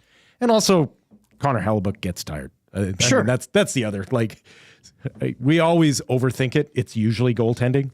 9 times out of 10, if you want to know what the problem with your hockey team is, it's goaltending. And 9 times out of 10, if you want to know what's right about your team, it's the goaltending. So we're probably overthinking it. It's probably just Connor Hellebuyck's a little tired. Yeah, or lazy players. Or lazy. Or Connor Hellebuyck got lazy all of a sudden. Got a little lazy. Yeah. It'll get you. The laziness catches everybody. Nobody's spared from the laziness. They're just lazy. You cannot escape that. We thank Darren Dreger for his time. Once again, brought to you by Pro-Am Sports this morning. Having a little trouble bringing up the liners today, so I apologize to the cooks and boys. I know they probably have something cooking up at Pro-Am, but check them out today, proamsports.ca. You can find all the information on signings, where you can get things framed, stitched, the whole bit, proamsports.ca. And 'tis the season, by the way. Oh, geez. You want to get a hop on this puppy. Yeah. I did get a few Christmas items over the weekend. Yeah. I'm not going to say for whom or what. But now's the time. Because I'm right here. I get it. Coolbet.com. Coolbet Canada hotline of the day. Let's get into this one. I didn't get time to fill out the wheel today. That's on me. Anytime touchdown score tonight for the Texans and Cowboys. You got Joe Mixon minus 227, Nico Collins plus 110, Tank Dell plus 163, and it goes on and on and on. But Coolbet.com tonight for that Monday nighter. Cowboys and Texans. Texans minus 7. As the road favorite tonight. That seems about right. It's a little shy. I'd expect that a little more here. I hope they pump them. Yeah. Prime time. And I don't know why the Cowboys, again, we talk about flexing things in and out, and the NFL kind of does that now, and I know it's Monday, but they can do whatever they want. You had Chargers-Bengals last night. The Cowboys, no more. Do they have any more prime time games this season? I certainly hope not. You cannot keep giving, especially home games. The winless at home. I mean, give me a break already. I mean, Cowboys are always a good choice to put on a national game just because they have so many fans outside of market, right? Yeah. We all have that one friend who's a Cowboys fan, right? Everyone knows somebody. They're prolific. I mean, not to combine the two, because I know you're sensitive about these sorts of things. It's great football. But it's kind of like it doesn't matter where you go in Canada, you're going to find a Riders fan. What's that? Well, you're going to find a Saskatchewan Roughriders fan. CFL. Yeah. Oh, I see what you're saying. Yeah. Nobody cares about that. But I'm talking like the Cowboys. You're right. They call them America's team. Yes. And they're playing some damn good football right now. No. Entertaining stuff. No. And again, as we said, at least the sun, they can't blame the sun tonight. No. They shouldn't. They should blame the fact that they're letting an 80-year-old run their team. That's probably what they should be blaming, but I do love it, though. As the sicko, as you mentioned, I am sick. You and are a sicko. I do love watching Jerry Jones continue to kind of take his plaything and like it was never a good idea to have an owner operator in NFL, but when you're a billionaire, you get to do whatever you want to do. And I've said it before, I would do the exact same thing. Well, not to get into the ageist thing too, but there is a sense in that the guy is a little detached from the modern game, you could argue. But you want to know what's worse than just having an owner-operator? It's having an 80-year-old owner-operator. Yes. Like, No offense to older people. No, but like there's a certain amount of sundowning that takes place that to have someone running a billion-dollar organization, you don't want to have to schedule a nap time. He loves the Cowboys dearly. Sure. But at what point do you there's got to be a coming to Jesus point Jerry where you're like, Jones more. yeah, but you're hurting the thing you love so much, and he's hurting himself. He's a figure of fun. I mean, nobody takes him seriously anymore. Do you really think that Jerry Jones has surrounded himself with people who tell him the truth? What an echo chamber. Right? That must be. There's no chance he's got somebody in his life He's got egg cartons all around the walls. Who has been telling him for 10 years, Jerry, it's time to shut it down. He got rid of those friends, man. When you're a billionaire, you surround yourself with people who tell you what you want to hear. You were with us when he got that guy to clean his glasses, correct? Yeah. The first time, we were there. What a long, strange trip it's been. Hey, yeah. I mean, I don't know. I like seeing it continue. I just find it totally weird that he hasn't even tapped himself on the shoulder and been like, hey, maybe it's best. Maybe to see your team win, you might want to just, and not even relinquish, just take a step to the side. Listen, I'll give benefit of the doubt on this one. There is a chance that he has over the years investigated the idea of bringing somebody in. Investigated. And anyone he asks has laughed at him and said, not a chance. Because honestly, if you were... Well, because he's setting you up. You're the mole. That's what I mean. Like if you were someone who took your career seriously, who had pride in your managerial expertise, would you go work for Jerry Jones? Like, would you no. Does it look like the head coach is enjoying himself right now? Well, he never looks like he's enjoying himself. Right, but like, what a glutton for punishment. Sure. Like you got hired to be the scapegoat of your owner. And so would you want to be the manager in that situation? It goes back to the Tyson fight. Well, but this is just it. I don't think Jerry's willing to pay money either. Oh, well. Because right now, he's got a general manager for free. No, I know, but McCarty, he's making. Right. Yeah. I mean, if you offered me a chance to coach the Dallas Cowboys today, I would say yes. Sure. Sure you would. Given the money that I would stand to gain. Now, my reputation might get sullied, but this is just it. I'm not an NFL coach. The guy who's willing to work for Jerry Jones has never coached a day in his life. that would be the proper hire. That would be the person who would say, yes, I'll do that. I'll do it. Jerry. And that's the level of Call your talent boy. he's going to be able to draw in to work for him, right? Like, no one wants to work for Jerry Jones. I just love it. America's team. Eat it. And I think you mentioned too, and rightfully so, the fandom is large, but I think the hatred too is perhaps larger. And that's maybe why you keep them in the prime time, because people like to hate watch it. Yeah, well, but yes, they do. Yeah. Yeah. For everyone who's not a Cowboys fan, we eat this up. We want to see them get punished. By the bowlful. And also, this is the other thing. Cowboys fans don't stop being Cowboys fans. It doesn't matter how humiliating in their blood. Their team is. It's in their blood. They will keep rocking the star. Cowboys Nation. Yeah. Yeah. Wait. Like, they're not going to abandon that franchise. No, why would you? Yeah. Not now. Not now. Not after strapped in, baby. Not after all the embarrassment we've been through. This is about to pay off. I think they're turning the corner. They're close. They're close. Oilers and Habs tonight is what you can get on there. Over under 6.5. Oilers minus 278 on the puck line and minus 1.5 there as well. So you can get on the spread. Oilers, Habs, Cowboys, Texans, and the full NHL slate tonight. Coolbet.com. Stay cool. Bet responsibly with Coolbet. All right, now it's time. Do we have the word? Do we have the sheet? The sheet over there. Do you want to toss that here? Yeah, just all he needs is one of them with the all right. Specific date. What do we got today? Today is November 11th. I think 5 weekends now until Christmas. Oh, 18th. Sorry. 5 weekends until Christmas now. November 18th. That's right. Hey, you'll like, yeah, this is a good one. It's a word. It is a word. We got a word. I am so happy. I'm so happy it's a word. YouTube Trev will get this word on the screen. We will say the word repeatedly. All you have to do is text it in, 780-218-9999. It is the EST Flyaway to LA. We are sending you and somebody, whoever you want, to LA over the Christmas break, December 26th to 30. You get flights, hotel, rent a car, Warriors visiting the Clippers, Cardinals visiting the Rams, and Edmonton taking on LA or Anaheim in hockey. It's all presented by the 780. Check them out today. The word 780.com. They work with close to 100 local vendors, various locations in and around Edmonton at the malls, Kingsway, Londonderry, the Outlet. But we thank the 780 for presenting the EST Flyway to LA. Grand prize draw November 29th right here on the Nielson Choice. So you got up till the 28th to qualify. It's 10 days away.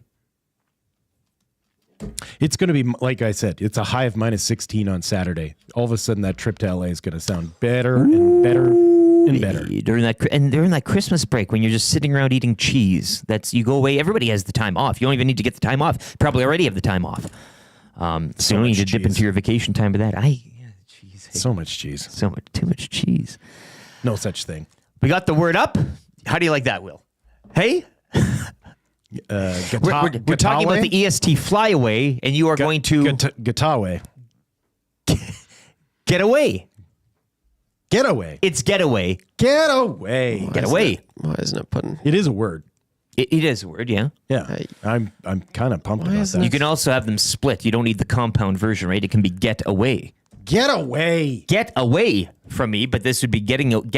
Get away. The getaway. I want to get away. Lenny Kravitz. I want to fly away to LA. It's like I'm there at the concert. That's Yeah. incredible. Thank you. He performed at a Grey Cup. That was it. Yes, he did. Yep. Yeah. Get away Get away. for me. 780-218-9999. Text that in right now, and YouTube Trev will be giving one of you a call. Getaway. Getaway. Getaway. Anything else on getaway that you'd like to get off your chest? I mean, Well, it's a compound word actually. Yes. So it's actually get a way. 3 words. Yeah. A would be a word, right? A on its own. That's a word. Get away. Not get away. Get a way. Get a specific way. Yeah. Yeah. Okay. There's actually 3 ways you can approach this puppy. that's I right, like that. Yeah. Get away. Get away to LA. But you gotta say it fast. Get away. Get away. Yo, get away. Get away. Boomhauer. Yeah. Dallas Cowboys. Yeah, there you go.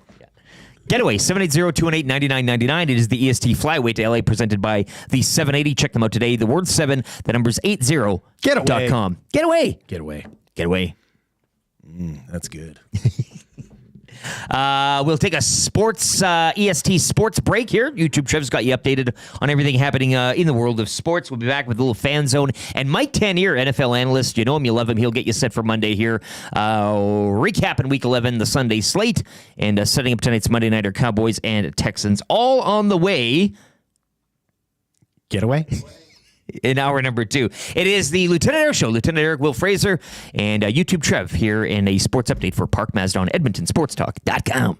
Changing 100.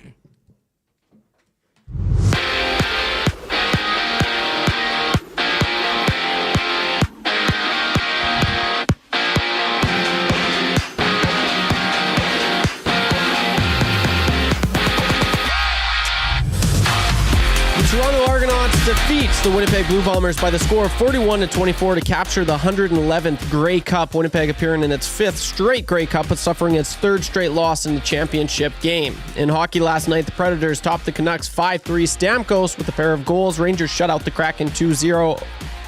Ovechkin's 31st career hat trick led the way as the Capitals won 5-2 over the Golden Knights. Carolina skates to a 4-1 win over the Blues, and tonight Oilers' 3-game East Coast swing continues with the stop in Montreal. You can join Tom Gazzola for the GCL Diesel pre- and post-game shows tonight, with coverage beginning at 4:30 here on Edmonton Sports Talk.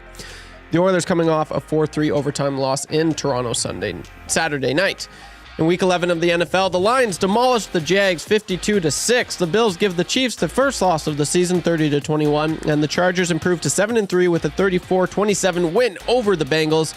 NFL Week 11 comes to an end tonight, but you can join Lieutenant Eric at the Century Casino Sports Bar and Lounge, where the loaded burgers on special for tonight's game as the Cowboys host the Texans. To finish things off in the association, the Raptors back on the court tonight when they host the Pacers in one of 8 games around the NBA this fine evening. The sports update brought to you by the fine folks at Park Mazda and dealer principal Mitch Lewicki. The only thing Mitch wants to get away from is YouTube Trev when he tries to sing. Hi there. If you're like me, you like to picture yourself in luxury, even though there's absolutely no way you could afford it. And if you can, well, even better. Thankfully, I picture myself in something that is luxury, but still absolutely affordable, like the all-new Mazda CX-90 from Park Mazda. With the new luxury features like facial recognition settings and quilted detail Napa leather seating, I can pretend to be comfortable with all of my proper settings activated without even touching a button, thanks to Mitch Lewicki and the great staff at Park Mazda. I like to picture Mitch Lewicki as a ninja fighting off evil samurai. Park Mazda, your dealer for life in Sherwood Park off Y Road, parkmazda.ca.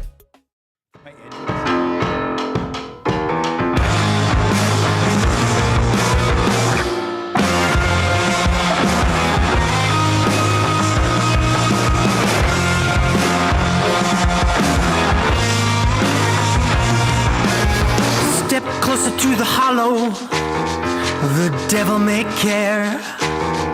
If I showed you around my heart, would you mind if I shared to show you what's wrong with me? I will not change it. I will wait patiently while you get painted out. Let me into your untainted tribe, to be the one who gets to live a lie. Oh, let me lie with you. I'll be a perfect stranger. I wanna be that stupid boy that you don't talk about. You better believe there's a sharp knife beside my bed. You better believe there's a sharp knife inside my head. And if you would leave, I would take you by the hand. You and I would leave, but it wouldn't be that bad. 7:36, you are tuned into the Lieutenant Eric Show for the time being here on Edmonton Sports Talk, alongside Comrade Will Fraser here. iHeart and TuneIn radio apps. You can listen and you can watch on YouTube. We got that beautiful wide shot lens there, the fisheye view of the entire Popeyes Louisiana Kitchen studio, and of course the Nielson Show and or Lieutenant Eric Show, always presented to you by Southford Chevrolet. Drive a little, save a lot at Southford Chev. Check them out online at southfordchev.com. Mike Tanier, NFL analyst, will be by. Whenever he's by, Trev, just let me know, and we'll toss him in here. We'll kind of play around here in the final half hour of the second hour. Give us a Stuart Skinner. Hey, nurse, look out! If he's in the waiting room, you know what to do. We await Mike Tenier anxiously to go over the Week 11 slate in the NFL. The fan zone as well for fans first. Nursey, heads up! That'll be by sometime. And Trevor will be calling somebody. If you did text in getaway, you as a sentence getaway car.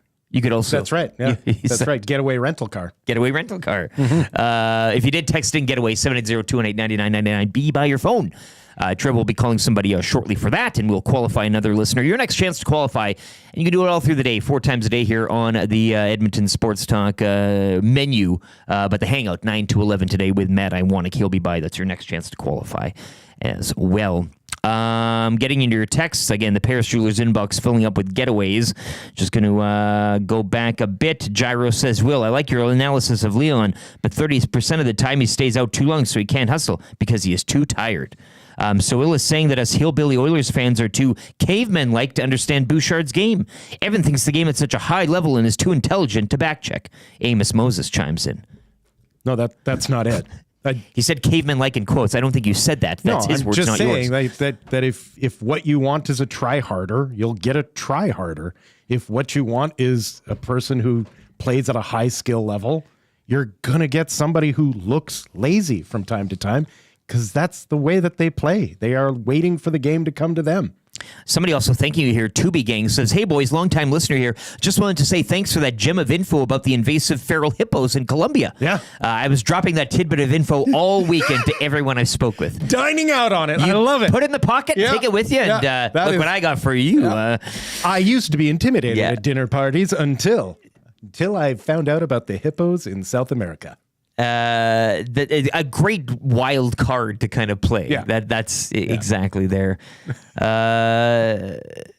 Rip City Step.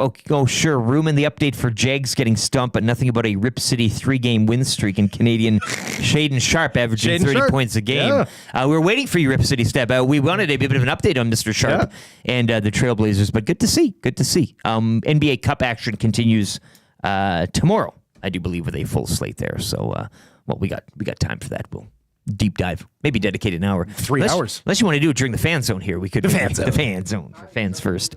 Once again, Mike Tenier to come. No Shaggy today. He's taking a day off. Maddie texted me yesterday and said Ryan will not be joining you today. So I said, okay, that's fine by me. Orange and Blue Breakfast on the way in hour number 3. We'll get you set for Oilers and Habs. Within the room here, myself, Will Fraser, and YouTube Trev will get you all. Of course, the Oilers recalling Josh Brown. Nurse done for some time. I mean, we will see there. No official, nothing was. Do we know the diagnosis yet? Broken this, broken that, orbital bone, jaw, broken brain. Broken brain. Yeah, I mean, concussion is the word that you hear. But in the NHL, that's not a word that's, he's got an owie on the head. You don't want to call it a brain injury when it's clearly a brain injury. A foggy head. Yeah. Just need some smelling salts and you get right back out there, hey? So they did it when I was banging. Yeah, no, Darnell Nurse is going to be in a dark room for a little while. As he should be. Yeah. I mean, speaking of, I don't know. I don't want to get into my history of head injuries, but here I am. Yeah. Yada. You just recently, you know what this feels like. It's awful. It's not good. We got a qualifier here, Trev. Yes, we do. It is John today. John. Hello, John. Hey, how's it going? It's your favorite Dr. John. Dr. John. Oh, of course. Well, that changes things. Yeah. What do you make of nurses? What's your diagnosis, doctor? Not my area. You're a doc. Okay, I get it. You're a PhD, one of those doctors. Hey, like he's got an engineer or something. A doctorate of philosophy. Yeah. Sure. Is that what it is? Doctor of engineering. Engineering. There you go. Yeah. So, philosophy of engineering. Okay. Have you been to Los Angeles before, Doc? I have, yes. Okay. On this specific trip, though, the EST Flyway to LA, in which you get a rental car, accommodations, all that stuff, are you most looking forward to the Clippers at home to the Warriors from the Intuit Dome? The Rams hosting the Cardinals from SoFi? Or is it Edmonton taking on LA or Anaheim in hockey action? Hockey. Either the NBA or the NFL. I haven't been to either, so those would be really cool to see. Okay, and if you do win this trip, which we'll be giving away November 29th right here on the Nielson Show, who would you take with you? Got to be my girlfriend. It doesn't have to be. It doesn't. But it's probably the right move. Well, how long have you been? What's the timeline here? Are you past probation period or what? No, I'm still on probation. All right. Wow, well, interesting. It's a power move then. Dr. John, congratulations. You're in the mix. You can qualify as many times as you can. Good luck. We might be talking to you on the 29th. Awesome. Thanks so much, guys. Thank you. The girlfriend, not even past the probation. Yeah. This is a spicy pickle here. Of engineering. Yeah, but you take, I mean, again, you're what, 2 months in to seeing somebody and you're taking them to LA over the Christmas break? Wow. Probably hasn't even met the in-laws yet. Yeah, it's interesting, right? I mean, it's the right call. Is it though? We've discussed, they've debated this in the Hangout at length some days about how, sometimes, because it could go haywire. Oh, you chew with your mouth open, do you? And then the whole trip is, and then you don't talk to each other for the rest of the duration. Oh, I see what you're saying. You know what I mean? That if you don't know them well enough, you could find some stuff out, and you're doing it in LA. You're absolutely right. Like if you don't know the person well, risky business. Don't do it. Yeah. But if you've hit 2 months, it should be, depending on the person. I would kind of feel like after the 10th date, you've probably uncovered most of the stones. You should. Like you would know how the person if you're doing your work, I guess, eh? You would, yeah. You would know if he's a good tipper or she complains about the lettuce on their burger, like snoring. Yeah, I would hope so. 780-218-9999. Your thoughts on that? Dr. John taking a girlfriend, not past probation, to LA if he does win. Right now, we got our NFL analyst Mike Tanier joining us. You can find him online. Does a lot of great work. We'll get more into that, and he can tell us where we can go to find his work. Mike Tanier joins us for Pro-Am Sports. Mike, a very entertaining once again. Week 11. Can't believe it's Week 11. Yada, yada, yada as the weeks fly on. Can't believe it's 12, 13, 14, and then you go to the end. But again, I think we were all salivating over this Bills-Chiefs matchup, and it did not disappoint. Fair to say? It did not disappoint. You really saw two, if not the two best teams in the NFL, two of the best teams in the NFL right now, and it showed. Bills had a, I think, convincing victory overall, but it demonstrated that these two teams are operating at a different plane. If you went from, say, watching the Rams versus the Patriots to this game, it was like turning on turbo mode in your mind. It was an entirely different thing. So the one takeaway is I don't know what to get out of the game except, okay, that was a big win for the Bills. We're going to see them again on January 28th or whatever, and we're going to do it all over again. Everybody's had their team when they are performing well, and you've been frustrated that they don't step on the neck of the opposition. Is there overdoing it? Because it felt like that with the Lions versus the Jaguars. I'm just catching up on that game. I think that was overdoing it a little bit. That game was uncompetitive by halftime. It was uncompetitive by halftime. And certainly you don't take your starters out at halftime. You take them out in the fourth quarter or whatever. I don't know what statement Campbell was trying to make for that. He's just got to be careful. This team's already had an injury or two that was significant. 1 or 2 injuries in a situation like that. You go from coach of the year to somebody everyone has criticized, and you go from a Super Bowl shortlister to somebody who's going to struggle to get in. Going back to the AFC, Mike, field goals, defense, Mike Tomlin owning, what's the pet name he was using? Mr. Jackson for Lamar Jackson. I mean, the Steelers now 8-2, taking control of the division. Your thoughts on just a classic AFC North tilt there from Steel City? It was such a Steelers-Ravens game. It really was. It's like, here's a field goal, here's another field goal, here's a fumble, here's a field goal. That's the entire game, fumble, field goal. I think if you really look at it, the Ravens were outplaying the Steelers for most of that game and absolutely self-sabotaged themselves. 2 fumbles, an interception that was kind of like a fumble because the ball got ripped out of the receiver's hands, and 12 penalties, okay? And penalties in these ridiculous, just killing situations where you have a 20-yard play that comes back for a penalty. You think you've got them beat on third down, you give up a penalty. That's the problem with the Ravens right now. Steelers are going to do what they're going to do. They're going to win games like that. They're not quite on the tier of a team like the Bills when the chips are down in the playoffs. The Ravens can be, but they can't keep sabotaging themselves in winnable games like this one. My favorite thing so far this season has been every Monday listening to Jets fans rationalize how they can still make the playoffs. 6 more games left. Give me their rationalization now after they lose by 1 to the Colts. Are they? They're not mathematically eliminated yet, right? Yeah. Okay. So if they run the table, that means they will sweep the Dolphins. Yeah. Beat the Bills. I cannot do this. I would have to spend like hours prepping this. The right combination of like Colts losses and Broncos losses to make this happen. I like Aaron Rodgers. Now he's down to, well, you have to discover what it is that made you fall in love with the game. I don't think Aaron Rodgers knows where his inner child is. I think Aaron Rodgers did something terrible to his inner child. That child is locked in a closet somewhere. We're never going to discover this. And Jets fans really need to let go at this point. Geno Smith leaving until 8, dramatic, creating a logjam in the NFC West there with the Seahawks taking care of the Niners 2017. How do you like that division just shaking out when all the things are said and done? Because right now it's anybody's guess. It's anybody's guess, but the 49ers really, position themselves in a bad situation. They're going on the road to the Packers. They're going on the road to the Bills. They've got a Lions game coming up, and they're a game behind the Cardinals, and they're kind of out of any wild card contention. They've got to win this division.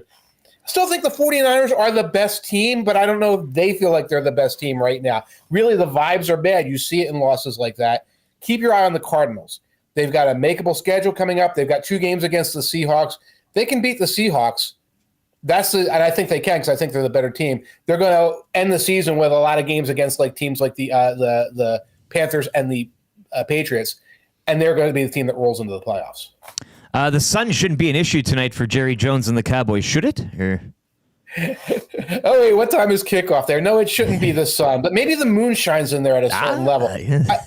I think the issue is that the Cowboys are not very good. They're also incredibly banged up, and they're facing a Texans team that wants to reassert itself. They're going to win that division, but they want to reinsert themselves as a team to be taken seriously in the AFC. Broncos have found their franchise quarterback?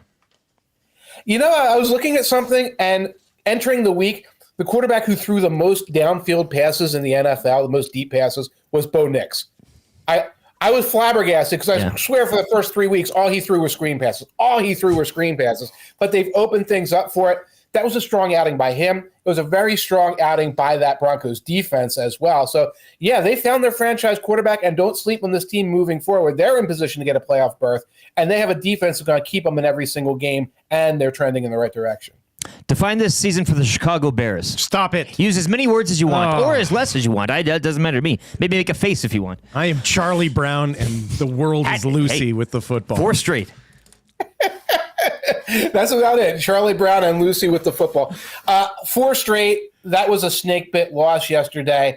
The ray of hope, and I don't think Matt Eberflus survives. I think he's just throwing things out of the boat, and then he's going to jump out himself. The good thing is Caleb Williams looked very good yesterday. He looked very good. He stopped that slide into irrelevance and mistakes and things like that because he was taking more short stuff when it was offered, because he was running with a little more authority and a little more confidence when it was time to run. And those are the things that you can take into next year. It's kind of a lost year. It shouldn't have been a lost year, but they put themselves in that position when they put Eberflus out there for another year, like they always do with their coach when he's a lame duck and they bring the rookie quarterback in. And just finally, that Sunday nighter, I know we were looking into the week and saying, come on, give us a bit of a flex. But, some missed field goals late, the Bengals' late charge, albeit coming up short.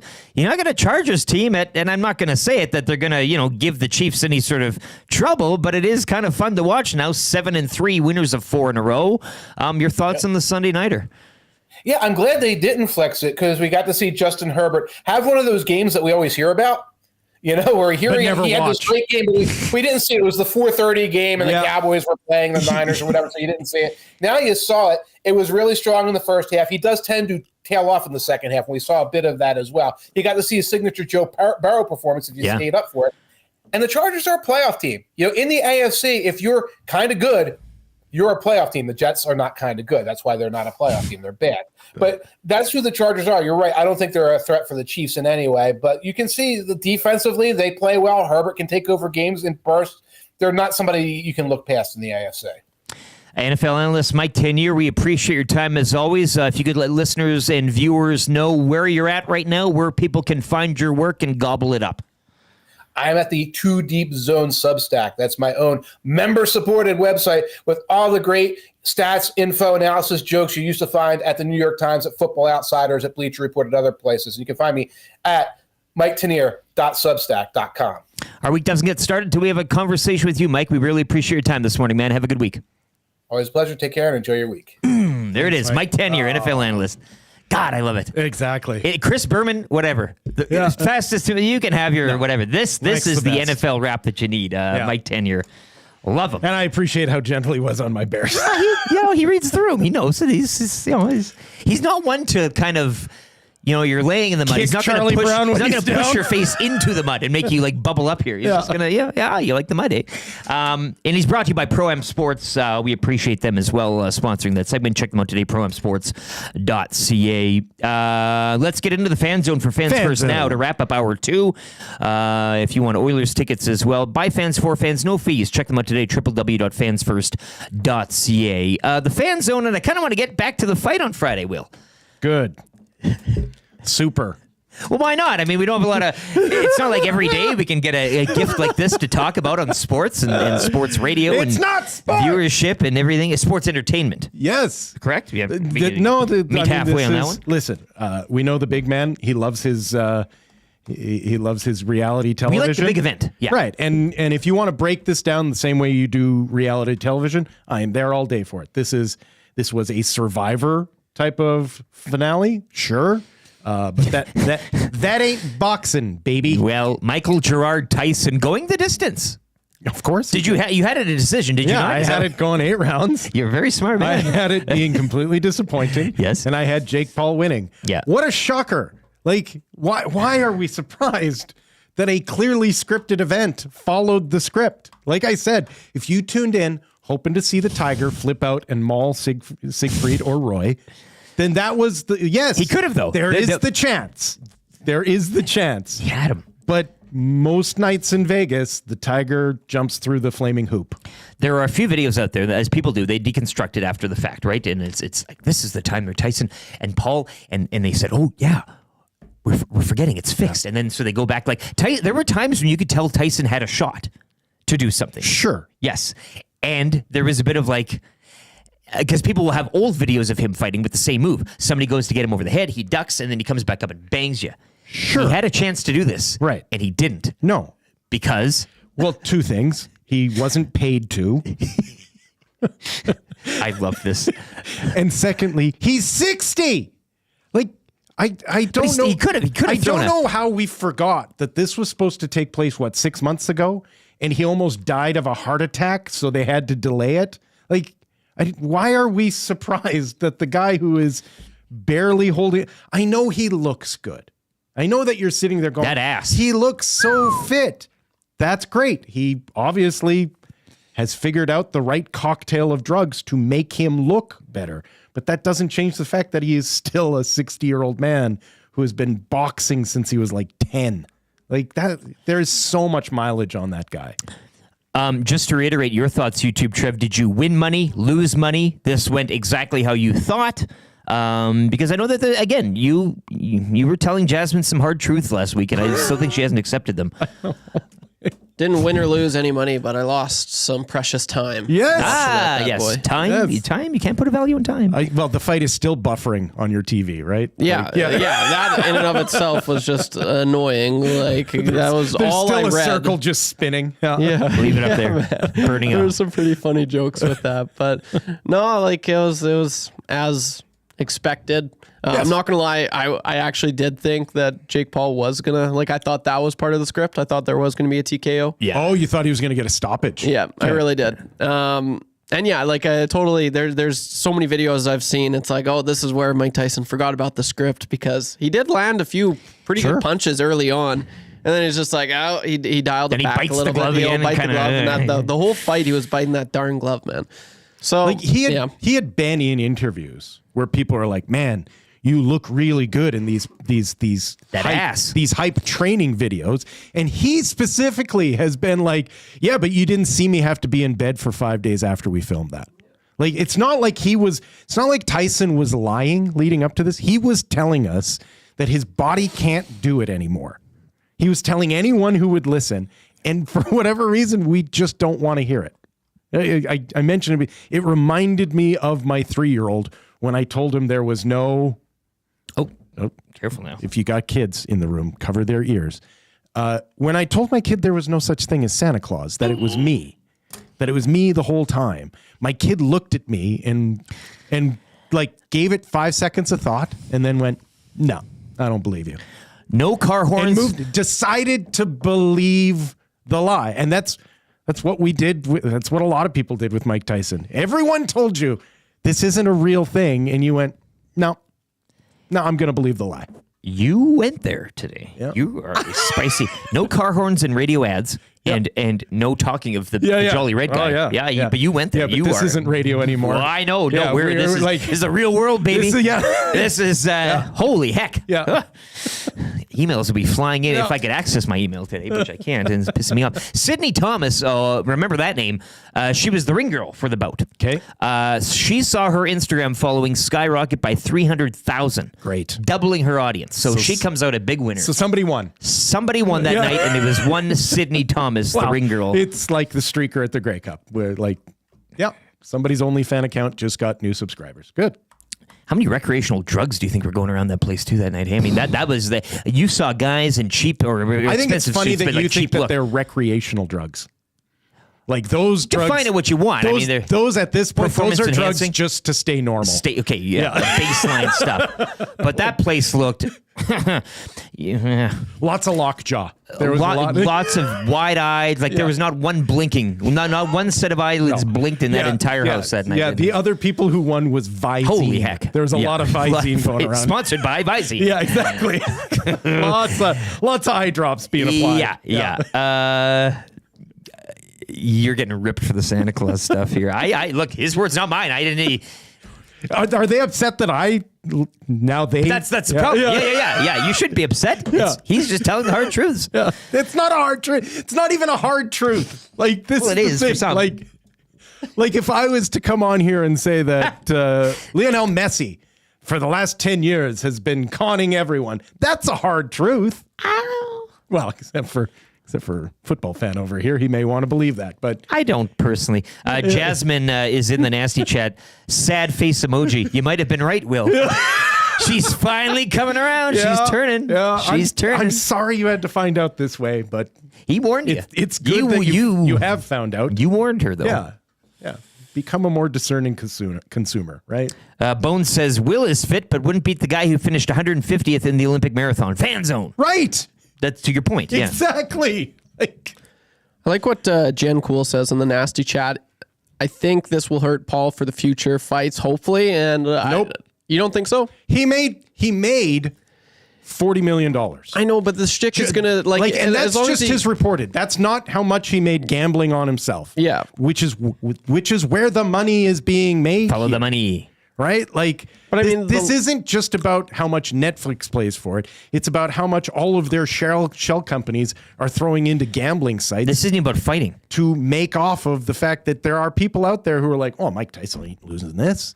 There's no way Mike Tyson's losing this. Yeah. I don't know. I think the shtick's getting old pretty quick, though. Especially for this. What do you mean getting old? He's been doing is fighting tin cans, and people keep showing up for it. I know, but this one, this one's kind of like the final straw. Like the last 2 minutes of the last two rounds, there was booing. There was booing. People were getting annoyed. I was getting annoyed. How old is Tyson Fury? 40. Yeah, he's in his early 40s. Is he not? Yeah. He knows, and we've seen it in his last couple of performances, he cannot box at an elite level anymore, right? When he almost gets taken out by a guy who's fighting, his second professional fight, you know that Tyson Fury's game has slowed down. It's just what Father Time does. You're telling me Tyson Fury 3 years from now, if he can make $20 million, $30 million, taking a dive off of a Jake Paul, he doesn't do it? Of course he does. He's not going to have any belts. Yeah, that one I can get behind because he's a little bit more. He's quite a bit younger and he's a boxer. And Jake Paul haters out there will all be tuning in. No, because we'll all be going, Dallas Cowboys. Aha! This is the one where someone finally takes his head off. we're not tuning in to watch Jake Paul to watch him win. We're tuning in because we think that this will be the time that he loses. Or for his I know, boxing but as acumen. long as he keeps on, going up against guys that he knows, like, it's getting old for me. Like, I was kind of like, I'm glad it's getting old for you. I hope it gets old for most people, but that's not what we should be taking. I'll tune in again. It's not what we should be taking away from this. What we should be taking away is that he and his brother are geniuses. They figured out how to con all of us out of our money. They also made a drink. Yes, and delicious. And they are billionaires because we want to see them lose, not because we like them. Well, either or. Want to see them win or lose, whatever the case is. Like they get. Somebody Zulu. If there are any, there will be more of these shams. Yes, it's proven. It's a great formula. It works and it will work, and we will all be. And it's not a new formula. But not WWE a new formula. But, was built upon its heels. You don't watch that for its wrestling, right? Like I'm not watching WWE for wrestling. I'm not watching this for a boxing. Like we used to play that clip. It's still real to me. Damn it! Like that is. He was ahead of his time. Exactly. That is the fan base they are marketing to. Butterbean is also 58, so it is in the age range. That'd be is he still alive? Butterbean. So Butterbean is actually a really interesting story. He was on death's door, and then Diamond Dallas Page did what Diamond Dallas Page does because he's a yoga or a yogi or something. And so he went in and like he could not move. Butterbean was basically on a rascal scooter. Yeah. Like, could not move. Yeah. And that's wild stuff. Page got him to the point where he is now working a heavy bag again. Right? Yeah. I don't think he should fight. He probably will fight, but it's interesting. There are good stories out there. Sure. What Diamond Dallas Page has done for aged combat sports people has been a gift. But even he will admit that what he did was fake. I mean, it's not like, he was an athlete, he was an entertainer, and the bodies, you accumulate hard miles, whether or not it's real or not, and there you go. But I just, I want Jack Paul and Bob Backlund next. coming to Prime. Also on Prime tonight is Oilers Habs. Look, your thoughts on the fight, it's great. It's red meat for us. I mean, I love talking about this stuff because it's so ridiculous. When the grift has burned out, you will know it because it'll be Logan Paul versus Jake Paul.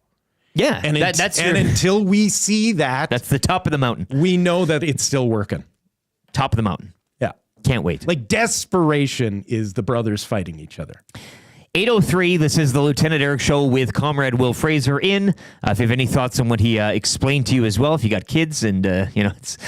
I told you to cover their ears. I gave you. He warned you. Listen, and also just be honest with your children. It's the most important relationship they have. They need to believe that you're a truth teller. Don't start off on a lie. Well, exactly. Give them a hard truth. You don't have to sit down and break it to them. But if they ask you, tell them the truth. Don't lie to them. You're right. 780-218-9999. If you want to play kind of easy trivia, that's coming up next. We got him. We got him. Actually, ladies and gentlemen, I'm going to let you preview them because I think you're going to love these. Yeah. Kind of easy trivia for Mr. Mike's. Ooh, Canadian football. Interesting. We'll see. You need 3 out of 5. Just 3 out of 5. Just 3. 780-218-9999. They're so hard. If you want to play the trivia this morning, text in. Trev will pick one of you. He's got a sports update right now. Coming up, we'll talk more hockey here as we should. Oilers and Habs tonight. Orange and Blue Breakfast, that hurts, and the wrap for William Huff all on the way. If you got any questions as well, namely for resident father in the house, Will Fraser, get him in 780-218-9999. Sports update, YouTube Trev has it. Lieutenant Eric Will Fraser here, EdmontonSportsTalk.com.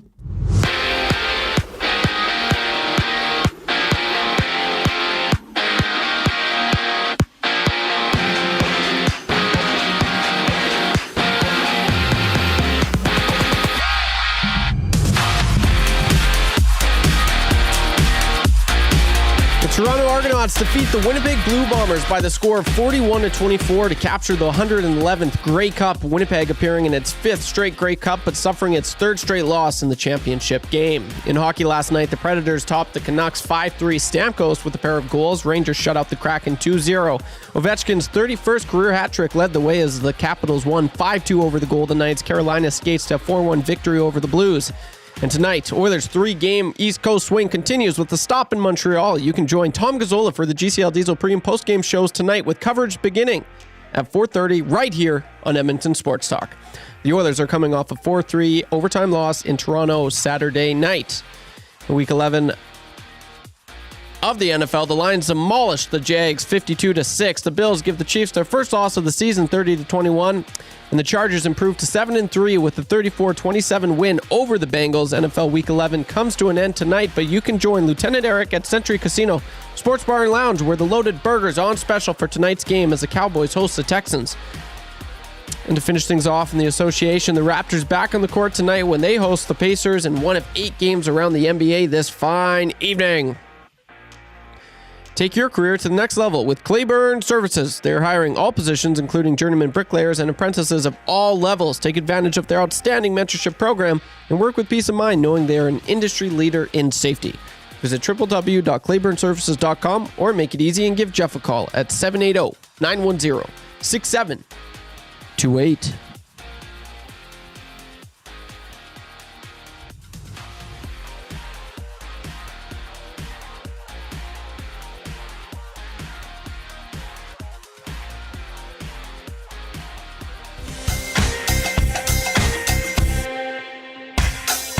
What say you? Hey, nasty crew. We got the Nielson show flu, and there's nothing we can do about it. What say you? Hey, nasty crew. My wife thinks I got better things to do, but there's nothing I can do about it. We're tuning in, we're listening online. We catch up with the podcast when we fall behind. We're texting in the nasty chat, what's on our mind. 780-218-9999. No more interference from corporate interest. Just Dusty and Eric and all of the bad cats like Brzezinski and Noodles. Captain can gauge it. If it's fun but a cool band to make a little wager. We can't wait for the Monday mandate. Shaggy's always on time. Tommy's always late. Would you like a cup of tea? Forget about the old place. Hey, we were number 1 in the text race. We don't miss all the commercial breaks, but we sure miss Nickelback today.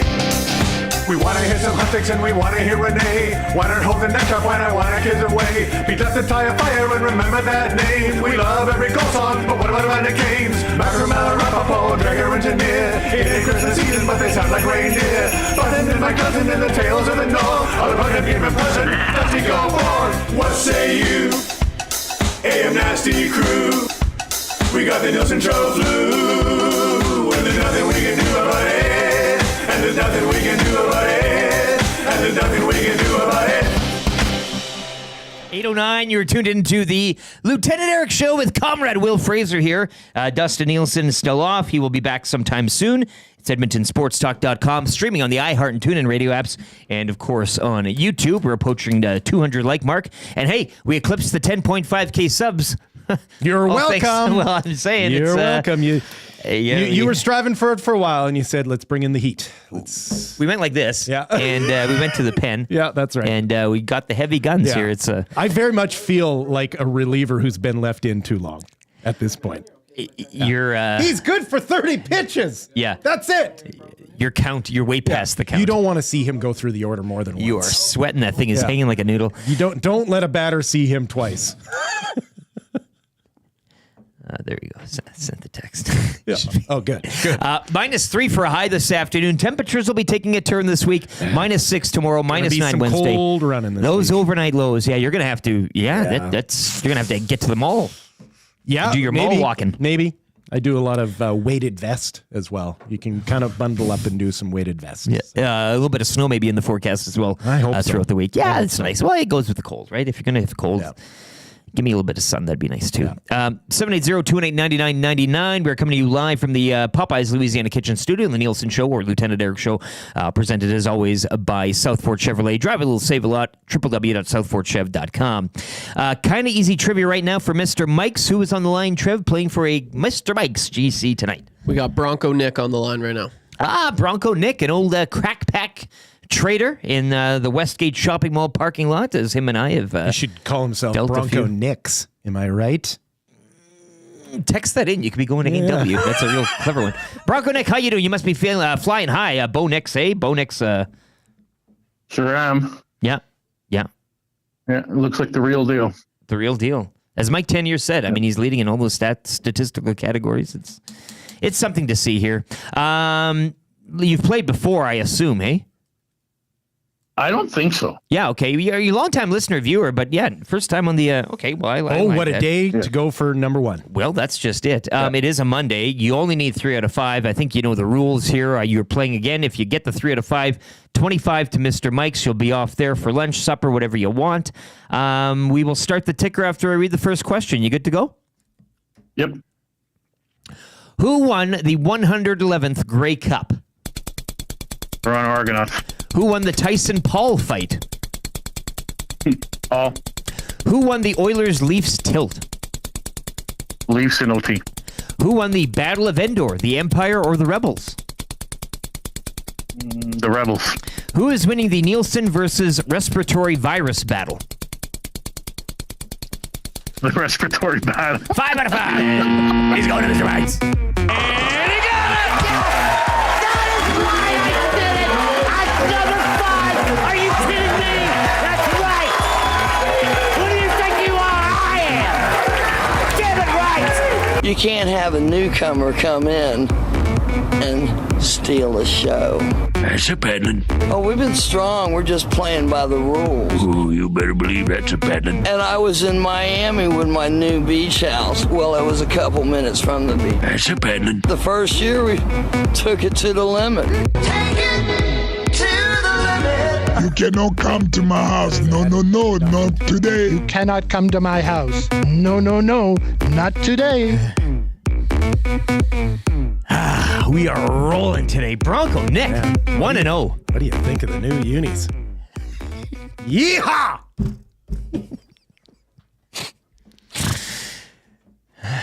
Bronco Nick, he's going to Mr. Mike's. Gotta love it. 5 out of 5. Thank you again for compiling the questions. You're welcome. It's very you captured the full everything that was important. Scape of the weekend. Mm-hmm. I love it. 780-218-9999. Once again, 3 questions too many coming up as well. Surveyor Brett, who won? Answer: Leafs in overtime. Okay, this guy's just showing off now. No, it's very astute, but the answer pretty cocky. He was but he detailed enough. But that's 5 out of 5. I think we should have seen it coming. Miranda in YYC says, "Hey guys, I saw Butterbean fight probably 15 or 16 years ago.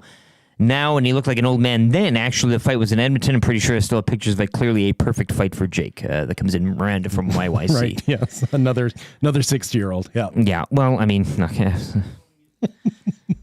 Nasty chat, hum along as well. If you got any 3 questions, questions for 3 questions too many, squeeze them in if you want right now. Coming up, that hurts for James H. Brown Injury Lawyers, and we'll get you set for Oilers and Habs tonight with a little orange and blue breakfast. That's all ahead of the wrap, but 3 questions too many. Once again, a time for us to pump our social medias. Right. Will Fraser, where can people follow you online? Nowhere. LinkedIn? I contribute nothing. I think I did have a LinkedIn account for all of 3 seconds. Yeah, see? And I still don't know how it works, which is probably why it didn't take.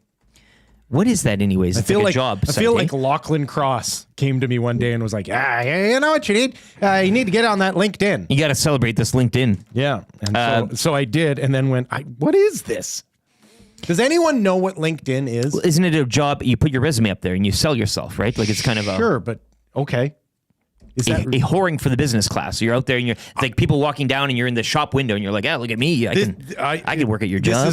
This is not in any sort of like, I doubt it or whatever, but I would like, if anyone here has gotten a job because of LinkedIn, let us know. I'd like to know if this is a thing. 780-218-9999. We'd love to take your LinkedIn stories and we'll share them on air, and maybe if you... Because if that's the case, maybe I have it all wrong about this social media thing. Do you get points, I wonder? Like, if so many like people... air miles, you well, mean? yeah, but if people say an employer says, I'll click on this person's LinkedIn, like if you get the more clicks, because again, you're advertising yourself as a model employee and the resume and all this, so like you kind of get boosted up in the algorithm. I see. Depending on how you sell yourself. Do you trend? Is what you're because saying. it's kind of like a sports card, right? Like you give your stats. This is trend? You, and how popular are you on there? And how I think good are you? LinkedIn right now is taking notes. I think LinkedIn is listening, going, "That's a hell of an idea.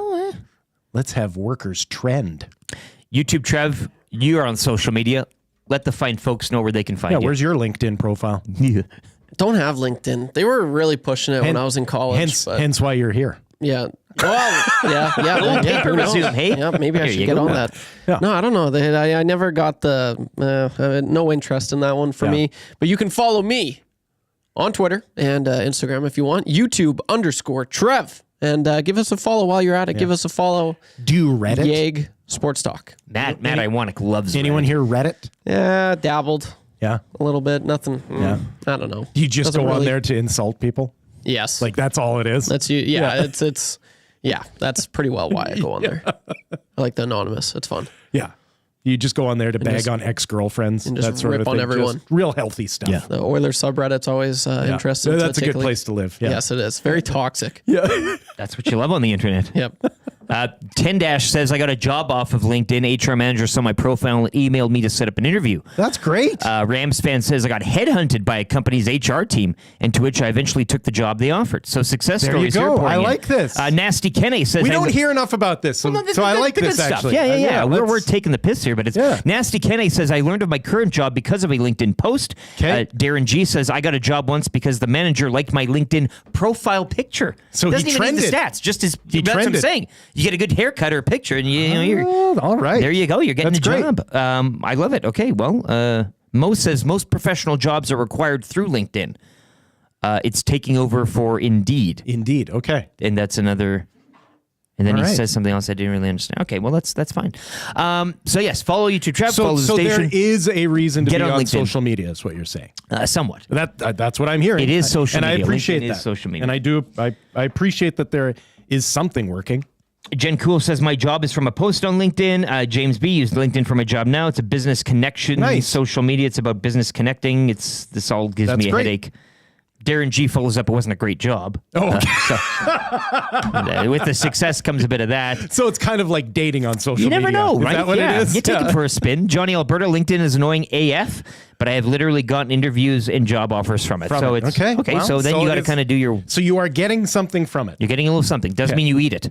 You're catching something. You're It's not online. just letting people invade your privacy. You are actually getting something back. Okay, this is good. Question for 3 questions too many here. Hampton Steve.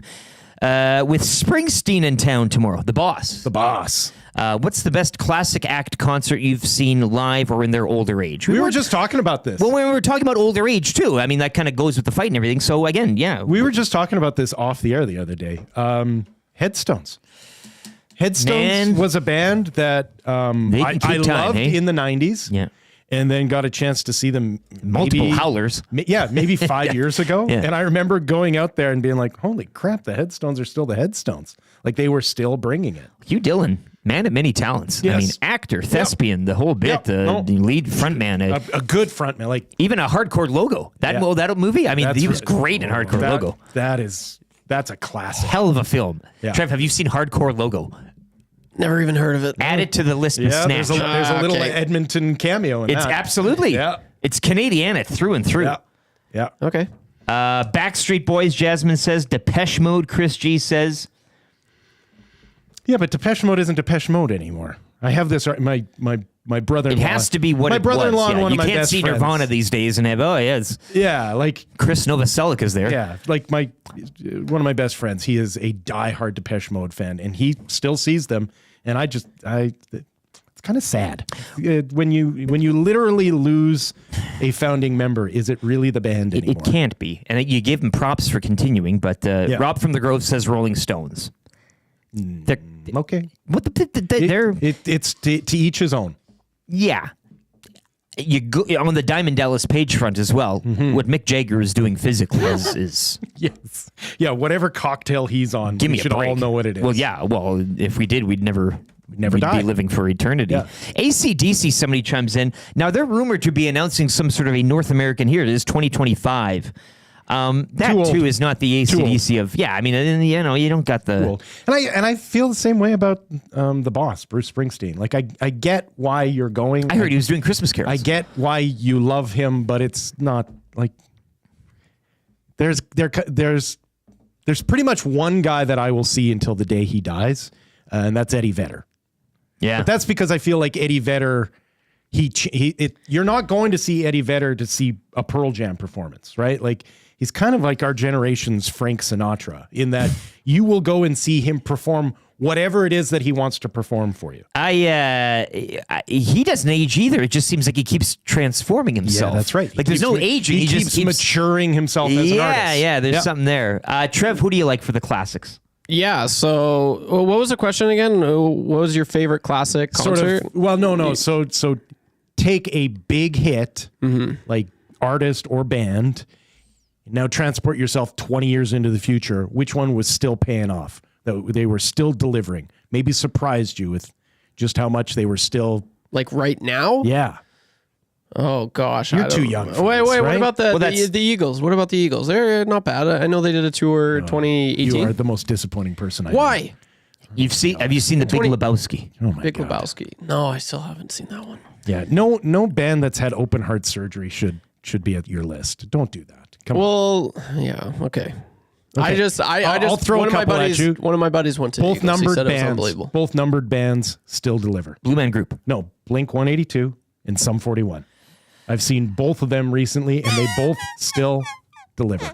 And Weezer, for that matter. Weezer still delivers. I saw Alan Jackson this year, and he still got it. You are the worst person in the world. Oh my God. Why? The real Alan Jackson. Oh my God. You ever seen Alan Jackson? No, and I don't did. want to. I don't did. care how many times you take me down to the Chattahoochee. I will not participate. I gave him a fist pump. A grape snow cone. I bet you did. I seriously did. Do you know what that means? I don't want to. A burger and a grape snow cone? I don't know. Dusty and I explored that song in the Achy Breaky podcast, which you can find up at EdmontonSportsTalk.com. You look in the podcast section, all of the documented, it's where Dusty and I take a 90s country banger and deconstruct it. But that song, Chattahoochee, a lot of sex. No. Sexual innuendo. What? Yeah. Burger, grape, now you're snow going to cone. tell me that fishing in the dark wasn't about fishing. Grape, snow cone. KC says Kiss still brings it. Kiss. Metallica was pretty sick. Kiss fans still bring it.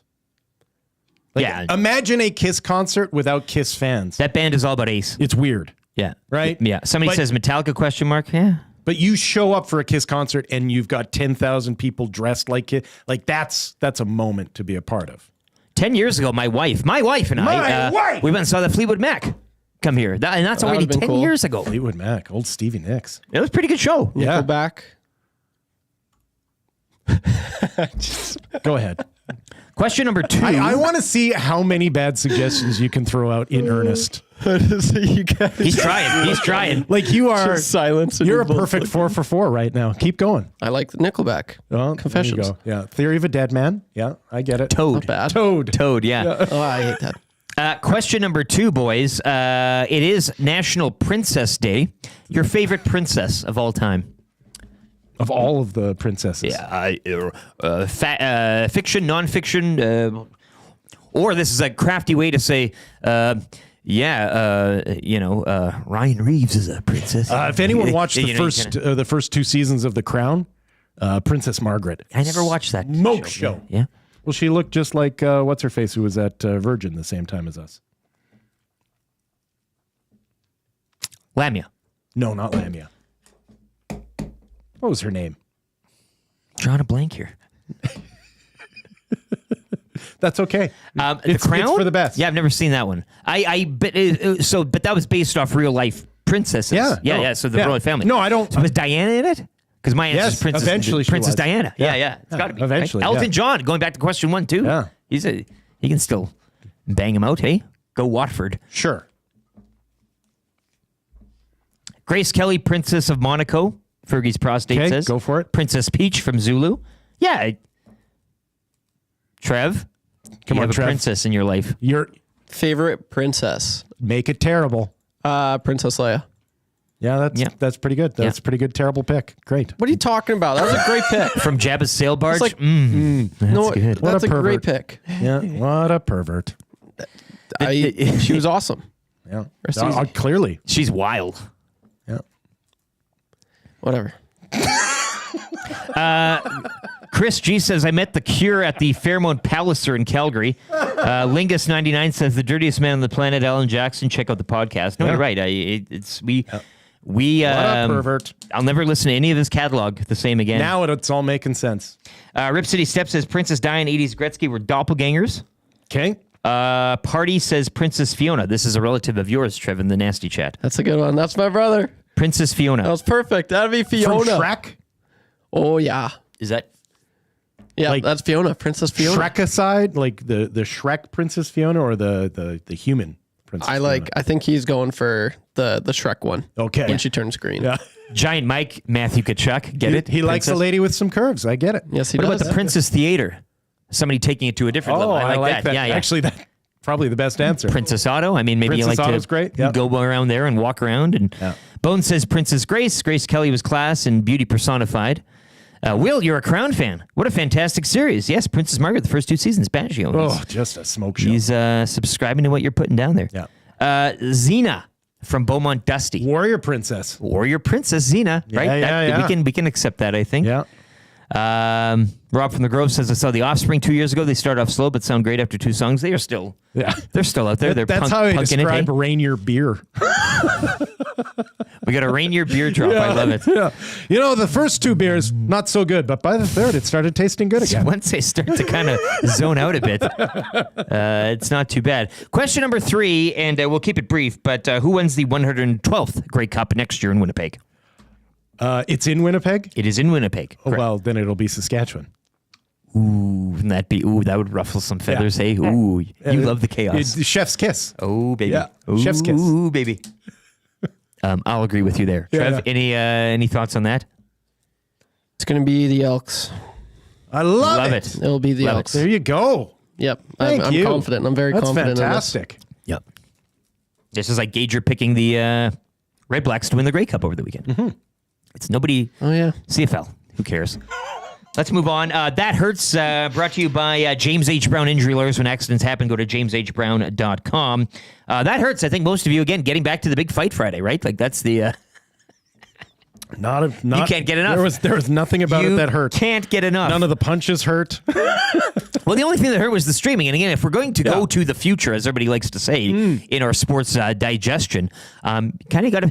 But you know what? They don't need to figure it out because I've had problems with DAZN. I've had problems with Fubo TV. I've sent them multiple DMs. You're still there. You can't call them. You can't call them. You can't talk to anybody. Yeah. And you'll find this out sooner rather than later, North American sports fan. I know we have a game tonight on Prime between the Oilers and Habs, but if the future is now, the future ain't so bright. And because this is what's going to happen, there's going to be streaming issues. You cannot and will not get a hold of anybody. At least now you can say, oh, I'll phone TELUS and sit online for 6 hours. Yeah. They don't even give you that. Again, I have unread DMs from months back. Yeah. Nobody cares. Nobody's ever going to care. But you will pay. And you will pay more and more and more You'll and keep more. showing up. Yeah, and so that's kind of how we are now. We are hooked. We are tied up. Mm-hmm. It's very depressing. Well, it can be. It is to me, and that hurts for James H. Brown. You can choose not to. You can, but then you don't. Well, I guess you go the old pirate route, eh? Mm-hmm. Get a fire stick, eh? There are options, sure. Yeah. You can decide that, you know what?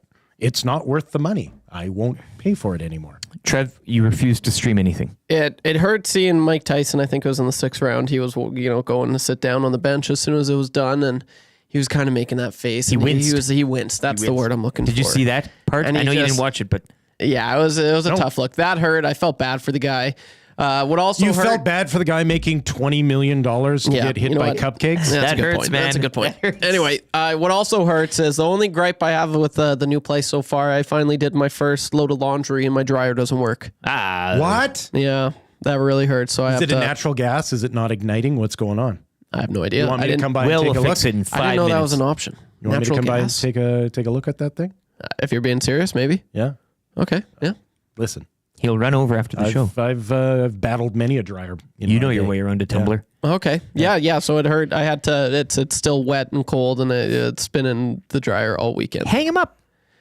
Yeah. I know. I need to get that. Or just phone your landlord. Yeah, that's what I'm doing today. Oh, okay. Yeah, I'm getting that done. Last Or time, you certain could issues. Their problem. You could just send them a note and they'll send somebody to fix it. Yes, that's probably the probably best what I plan would of do. attack. That's what I'm doing. It's not like streaming. You will get a response. You Yes. should get a response. Yeah. Wouldn't that be something? You just don't get a response. Yeah, they just ghost you. Your problem now. Or tell you where the clothesline is in the backyard. I do have one of those clothes horsies. I do too. They're great. Yeah, you need it. You can't dry everything. Exactly. You shouldn't be drying everything. Mm-hmm. It's hard on your clothes. You're damn right. Will with 1L is EST's handyman. No, yeah. Somebody said, Trev, you have to plug it in. Chris G with the It was spinning. And I know it was going. There was no heat. It was doing everything, but it wasn't warm. Okay. VR Montenegro suggests checking the lint trap. I did that every time I do it. Yeah, you clean the lint trap. Yep, that's all good. Those are the basic steps. Now, my guess would be that if it's natural gas, your igniter is not igniting, and if it's an electric dryer, then your element's probably burnt out. These are things that happen, though. How old's your dryer? Is it pretty old? It looks pretty old. Yeah. It's a double stacker or whatever you call it. Oh, is it? Okay. Yeah. And it's got some wear and tear on it, but okay. That's okay. I'm contacting the landlord. I'll figure this out. Okay. It'll be good. 780-218-9999. Let's get to a sports update here. We'll be back with an Orange and Blue breakfast. Of course, Oilers and Habs. That is what we'll be focusing on for the rest of the show today. Oilers in Montreal. The 3-game road trip continues. Looking to avenge a Saturday night hockey night. As Dreger pointed out, too, you can't have that type of violence on a hockey night in Canada at 5 o'clock, eh?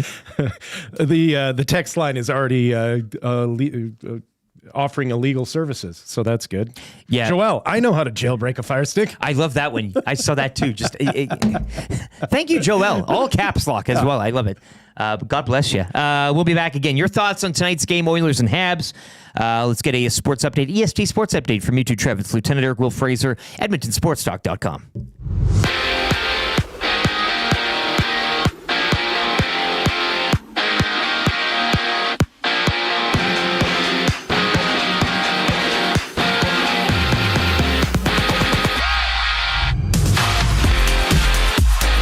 Toronto Argonauts defeat the Winnipeg Blue Bombers by the score of 41-24 to capture the 111th Grey Cup. Winnipeg appearing in its 5th straight Grey Cup, but suffering in its 3rd straight loss in the championship game. In hockey last night, the Predators topped the Canucks 5-3. Stamkos with a pair of goals. Rangers shut out the Kraken 2-0. Ovechkin's 31st career hat-trick led the way as the Capitals won 5-2 over the Golden Knights.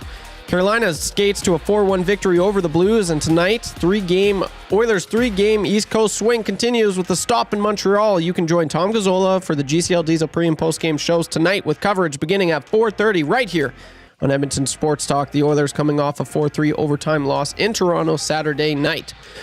In Week 11 of the NFL, the Lions demolished the Jags 52-6. The Bills give the Chiefs their first loss of the season, 30-21, and the Chargers improved to 7-3 with a 34-27 win over the Bengals. NFL Week 11 comes to an end tonight, but you can join Lieutenant Eric at the Century Casino Sports Bar and Lounge, where the loaded burgers on special for tonight's game as the Cowboys host the Texans. And to finish things off in the association, the Raptors back on the court tonight when they host the Pacers in one of 8 games around the NBA this fine evening.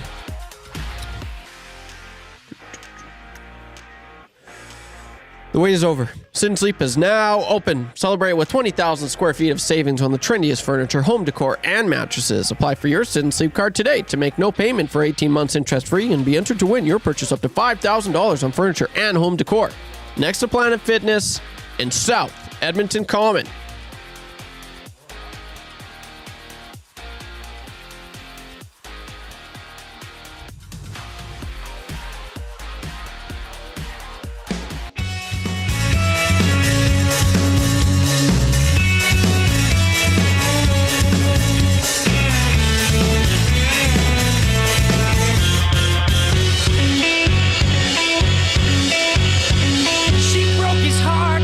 Baseball bat, a man with a tendency to overreact out of control. Oh, and so it goes. The kid with the promise, with the friends with the tats, hopped in a car now past the scalpel stat 6 feet below. Oh, and so it goes.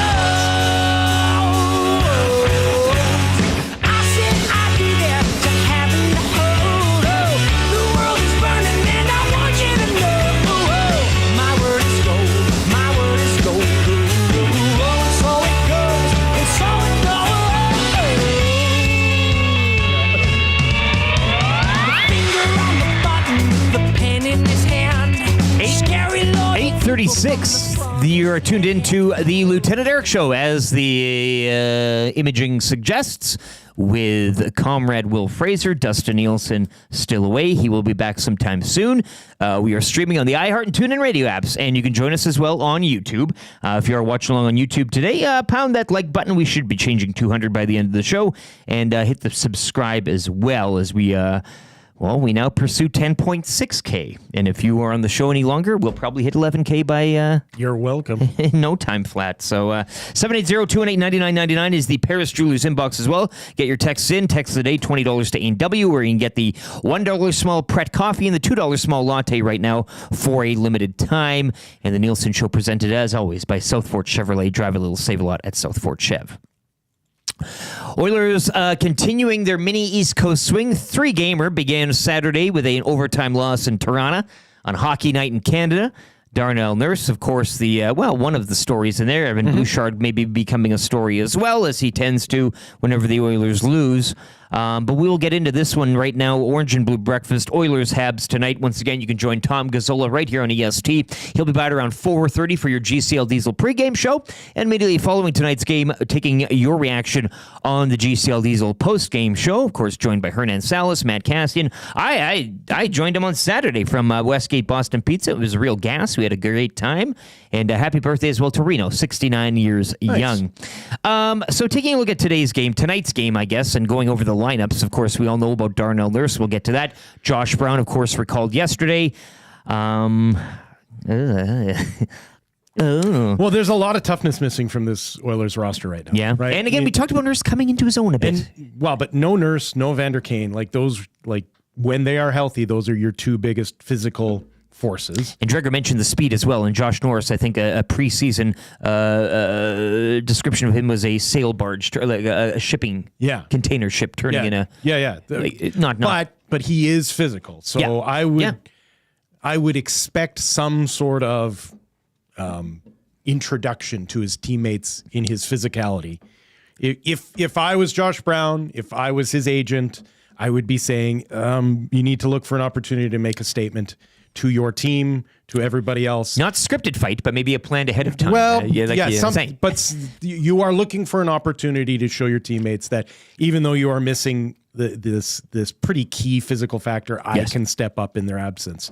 And so, and he'll have every opportunity because Montreal plays the Oilers physically. For some reason, they show up big time and try and impose themselves physically on the Oilers. So we should hope to see some sort of a pushback from their bottom six. The Oilers forwards, last time we saw them, McDavid between Hyman and Hopkins, Nugent Hopkins, that is, Draisaitl centering Parcoles and Perry. You got the third line of Henrique, Janmark, and Brown, and then Derek Ryan and Jeff Skinner, your alternate forwards there. Taking a look at the pairings as well, Ekholm, Bouchard, Darnell Nurse out, Travis Dermont, Troy Stetcher, Ty Emberson, Brett Kulak, Josh Brown, kind of a mix there. We'll see how things develop later on today. I don't know, morning skate. We'll kind of get more on that as time goes on, obviously out east there. But the first of a back-to-back tomorrow in Ottawa, tonight in Montreal for the Oilers.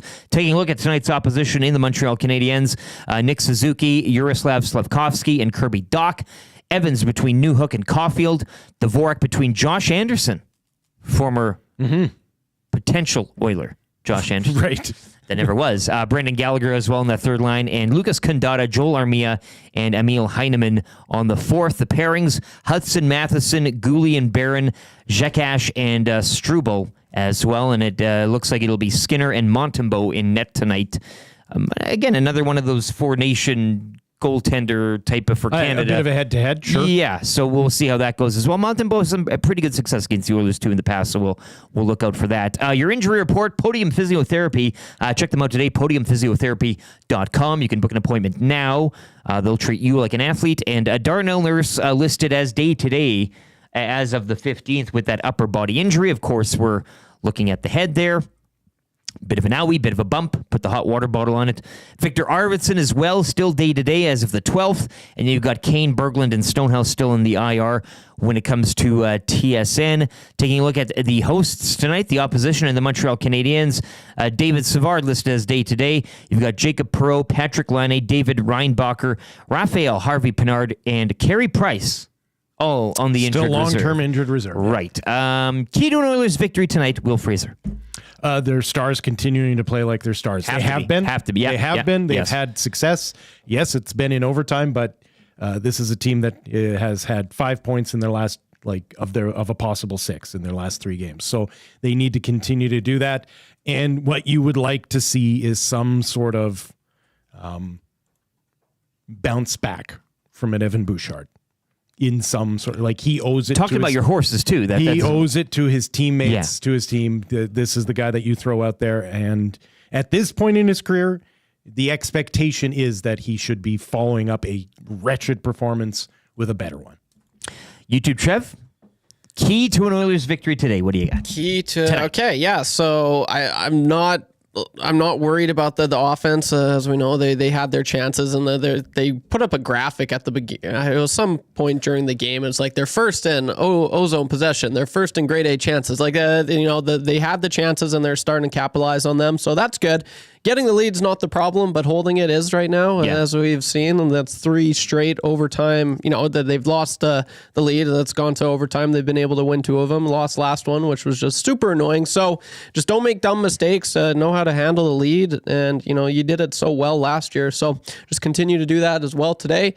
I think, and as well, the power play, I'm sorry, we haven't even talked about the 5-minute major, the penalty, that power play was probably the most, it was tough to watch. There was no intensity to it. It was, they were pretty shell shocked from having a heart and soul member of their team basically be ushered off the ice. So and I was thinking that, and they said the play-by-play, they were talking about get ready for them, they're going to rally behind. It's no, that's not how this always works, and that was clearly evident by the lack of energy, the lack of it. So just get just a little bit more intensity on the power play as well is what I'd like to see. Javier Montenegro says, "Don't be lazy."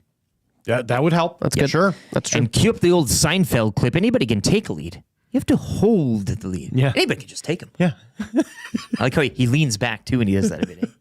Talking about reservations. Yeah, that's right. Yeah. Anybody. Hold it. Hold the lead. Yeah. Once again, Tom Gazzola will be by 4:30. He'll have your GCL Diesel pregame show getting you set for this puppy. Of course, you can join me tonight, Central Casino Sports Bar and Lounge. We'll have the Monday Nighter, the Battle of the Lone Star State between the Cowboys and Texans, and, of course, Oilers and Habs on as well with the 19 television screens at your leisure at the Central Casino Sports Bar and Lounge. If anyone can figure out Prime. Oh, they got it, baby. Okay, they got it. They got it. It's sometimes, depending who's on, it takes, they got it. They'll get there. Yeah. Yeah, there's somebody. We cheer them on. We chant. There's somebody who's doing Black Friday shopping that's like, wait a second, I'm doing something. You got the ponies as well there, which is always a fan favorite as well. So there you have it, orange and blue breakfast tonight. Don't be lazy, Vera Montenegro says. I think surmising all of our prognostications and all of this, it's leaning on the Stars. Yep. You shouldn't be too worried about the scoring. The defense will be something to watch, and as you mentioned, maybe Josh Brown announces himself but it's just he should. If I was him, I would be looking for my chance. But he's got a good deal, He's signed up. He's fine. He's got his bag, much like Mike Tyson. Sure, but I mean, he's also a guy that has been playing in the minors, and if you want to stay up in the majors, you got to prove that you deserve it. So, and there's a role to be filled, right? This is not a team that is deep in physicality. Absolutely. Maybe we don't need to look so much at the trade deadline of Josh Brown. If a 37-year-old Ryan Reeves can still pull in a paycheck, Josh Brown can too. Listen to the bell, Josh Brown. It tolls for thee, right? Gross part. I saw Fogarty a few years ago. Guy in a loader says he was awesome. Okay. Yeah, no, going back to the... that's right. Kind of on a bit of a delay here, but we appreciate the text. 780-218-9999. Have you ever been I guess sometimes it's about... I remember seeing Junk House a couple of years ago. Awful. Cool. Like where you're just kind of like, yep, there's a reason I haven't seen them in a decade. It's because I shouldn't have seen them now. Yeah. Let's get into the wrap now for William Huff. If you on your place look as good as ours, William, they still haven't done we'll get to this probably sometime later this week with the Lieutenant Eric show with Comrade Will Fraser featuring YouTube Trev, Joaquin Gage, Jason Milne, and it goes on and on and on. Everybody who's kind of filled in over the Matt Iwanek. I should forget. Matt Iwanek was on the desk here. How could you? He had today's word as well. Getaway, a G. So you can add that to the real word. list. It was nice. It was nice to see a real word. Very nice. Very nice. And it wasn't getaways. No, Dr. John was the qualifier. You can qualify 9 to 11 in the Hangout today. Matt Iwanek will be by with guests. Ian Ferguson. Thanks very much, Fergie's Prostate, for the ride home as well Saturday night. He got a tour of my house as well. That's what you get when you give me a ride home when I can't walk myself. You get a tour of the house. That seems invasive. And a Bud Light. That seems invasive. It's on my. He also gave me a little coin, a medallion, because he was in the services. So he gave me a. It wasn't like a 5 days sober. Because that would have been inappropriate. No. I'm almost at 100 days, actually. Well, of a certain type of sobriety, yes. See you at the casino, large glass of red for health benefits, Fergie.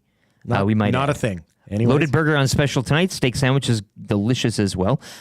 What did we learn on the show today? I learned Trev hasn't seen Hardcore Logo yet, which, again, I think we make this list of films that he needs to watch. Snatches at the top with a bullet, but Hardcore Logo a close second. Hardcore Logo is a classic. I don't even know if he can find Only it. VHS, I think. Right? Yeah, I don't even know if that thing exists in streaming. Probably not. Right. No, which is sad when you think about it.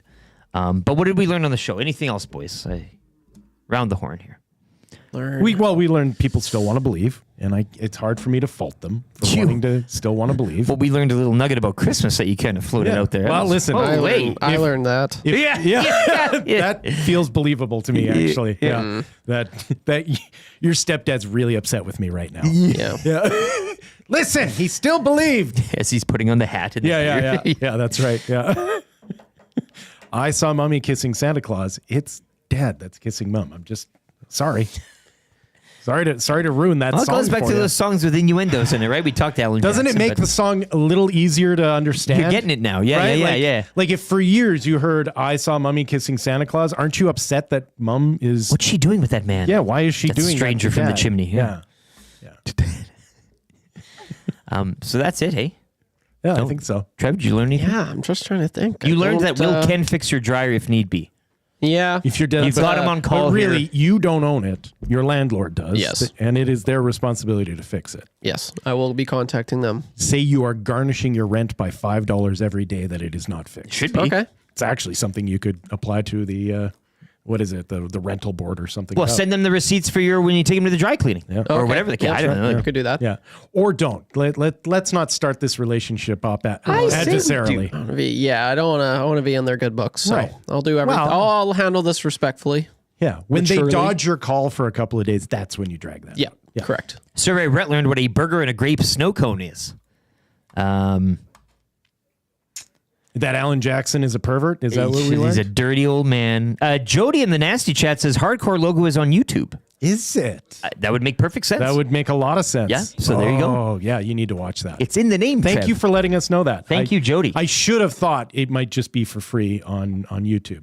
Probably has no advertisements either in it. It's just a straight run. Yeah. Yeah. The guy who made it uploaded it.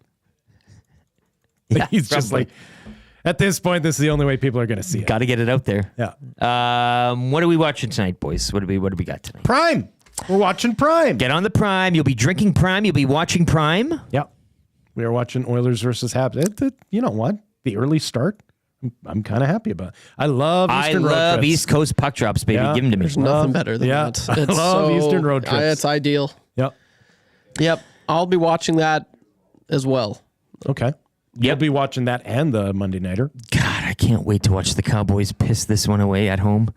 Salvation Army bins and the whole bit. No sun, though. As Mike Tanier said, and we thank him for his time today, maybe the moon plays a part. Maybe the Wouldn't moon. that be something? Yeah, it has Full been moon very night. bright, actually, Well, hey. lately. Yeah. Yeah, affecting sleep pattern. Anyone else noticing that their sleep has been affected? The tides. It's Yeah. It's the full moon. Too bright. The NHL slate 6 games, Oilers and Habs, one of which your Bruins are home to the Blue Jackets. The Avalanche visit the Flyers. Dallas hosts the Ducks. Utah welcome in Washington. And the Sharks from the Shark Tank will play host to the Detroit Red Wings. Remember when that was a matchup? Yeah. Well, times change, Will. You They certainly do. That's Cleveland Cavaliers as well. You mentioned perfect still. They are in group stage action tomorrow. Yep. In the NBA, but the NBA slate Raptors, as well. Pacers. Yep. That continues tonight. Regular season play, albeit, and the Emirates NBA Cup getting back in action. Yeah, actually, tomorrow. Clippers Warriors is a pretty good tilt this evening in the NBA, in the association. Yeah, Clippers Warriors from the Intuit Dome, which we might be sending you. Once again, your next chance at the EST Flyweight LA. That keyword coming up 9 to 11 on the Hangout with Matt Iwanek. He is in. Text of the day, I'm taking it back. I'm going to take it back. We're going back. It's Dave the Welder, 5:55. Before we went on, after watching this weekend, it's clear to me he's a shell of what he used to be. Father Time has caught up. Legs aren't what they used to be, nor is the power. Question is, when do the Jets pull the pin on Aaron Rodgers' experiment? I love it. Merman's in the house. Murray McCourt, good to see him from the Ranch Little Golf bait Pitch and Club. switch there. I love it. Look, we're putting it on a tee for you. Mike Tyson, Aaron Rodgers thing. I mean, the whole duo there. It was a killer combination. Speak of two fan bases that still want to believe. Well, hey, and Dave the Welder needed no shoving in this one. He had it queued up. So, Dave the Welder, you're going to A&W, $20 to A&W for text of the day, courtesy the Paris Jewelers inbox. Sound of the day? I don't think we play something off there. Can we pot him up? Is it? I remember earlier somebody liked me doing the effects. At no point in your rambling, incoherent response were you even close to anything that could be considered a rational thought. That actually is really... I love that.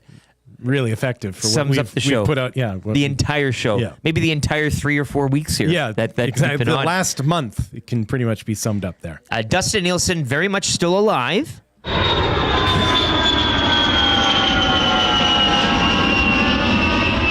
I love you just mashing random buttons. Now, this has to be a thing moving forward. That didn't work. That's the best part. It shouldn't work. Yeah, I don't want it to work. I want it to be the most obscure thing. Do it again here. Dustin Nielson will be back soon. Maybe sometime this week. But we'll give him some time here. He's Boo! You suck! Oh, those clowns in Congress, hey? Yeah. Trev, borrow Dusty's space heater. That comes in from Bones. That we just did a bit. Yeah, we can do the remainder of the rap on top of this if you like, I guess. There's the slider. There we are. I can shut it off. I just learned that. I just learned I can turn it on and off again. You've got full control. Oh, God, what a lick. Yeah. I want you playing with that tomorrow, please, at least during the opening hour. See, you got... Oh, man, there's so much on here. Yeah. No! Oh. Wow.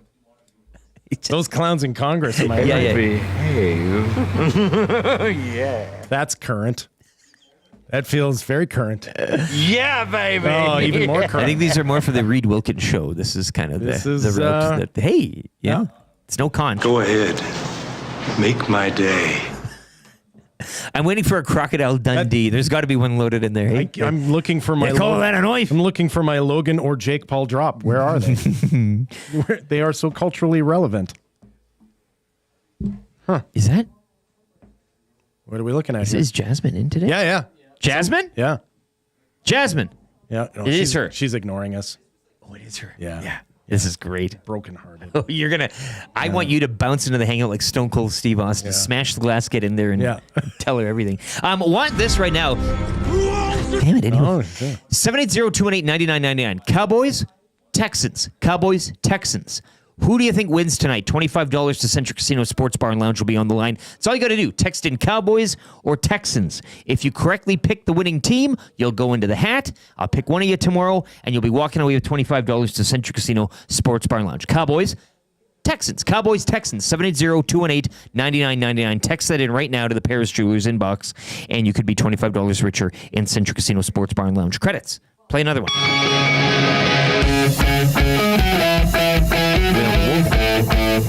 Yeah. EST House Band. Wow. All right. Well, that's what I learned today. There's the thing here with buttons on it. I should have been mashing earlier. I'm as effective as this as I was on Street Fighter, man. Like, no, I love this. This is a new bit for the week. Yeah, You're going to be here all week. It's going to be great. I've only been here for 4 weeks. It's about time I figured out you what got this the board thing is. going. We want to thank Darren Dreger this morning. We want to thank Mike Tanier, our NHL and NFL analysts, all brought to you by Pro Am Sports today, so we thank them as well. That's good for the Italian Center, the fan zone. That's good. Fans first. Cool bit that Canada hotline of the day. Get up there tonight. Oilers, Habs as well. Your Monday nighter, Cowboys and Texans. Stay cool. Bet responsibly with Cool Bet. James H. Brown injury lowers for that hurts. Orange and Blue Breakfast, Podium Physiotherapy as well. Hell of a show. We'll be back tomorrow. Craig Button will be in. Confessions from the weekend. Will be playing more buttons and hotkeys off of the board. Hit one. You're gonna live with me now. Yeah, I'm gonna take care of you. Because I love you. I love you, Chuck. Oh, I love you, Sean. We'll have a hockey game to break down as well. Another one to set up. Oilers Habs tonight. Oilers Sens tomorrow. For YouTube, Trev. And for Comrade Will Fraser, I'm Lieutenant Eric. This has been another edition of the Lieutenant Eric Show with Comrade Will Fraser here on EdmontonSportsTalk.com. Keep it locked if you're on iHeart and TuneIn radio apps. We'll be flipping right over to the Hangout. Your next chance to qualify again with Matt Iwanek, 9 to 11 for the EST Flyweight LA. And if you're on YouTube, just hit that autoplay thing and it'll take you right over there. For the gang, coming up next, it's Murray McCourt, Ranch Golf Country Club, Jasmine, Matt Iwanek as well. We love you all. Stay safe. Have a great Monday. See you tonight at Century Casino Sports Bar and Lounge.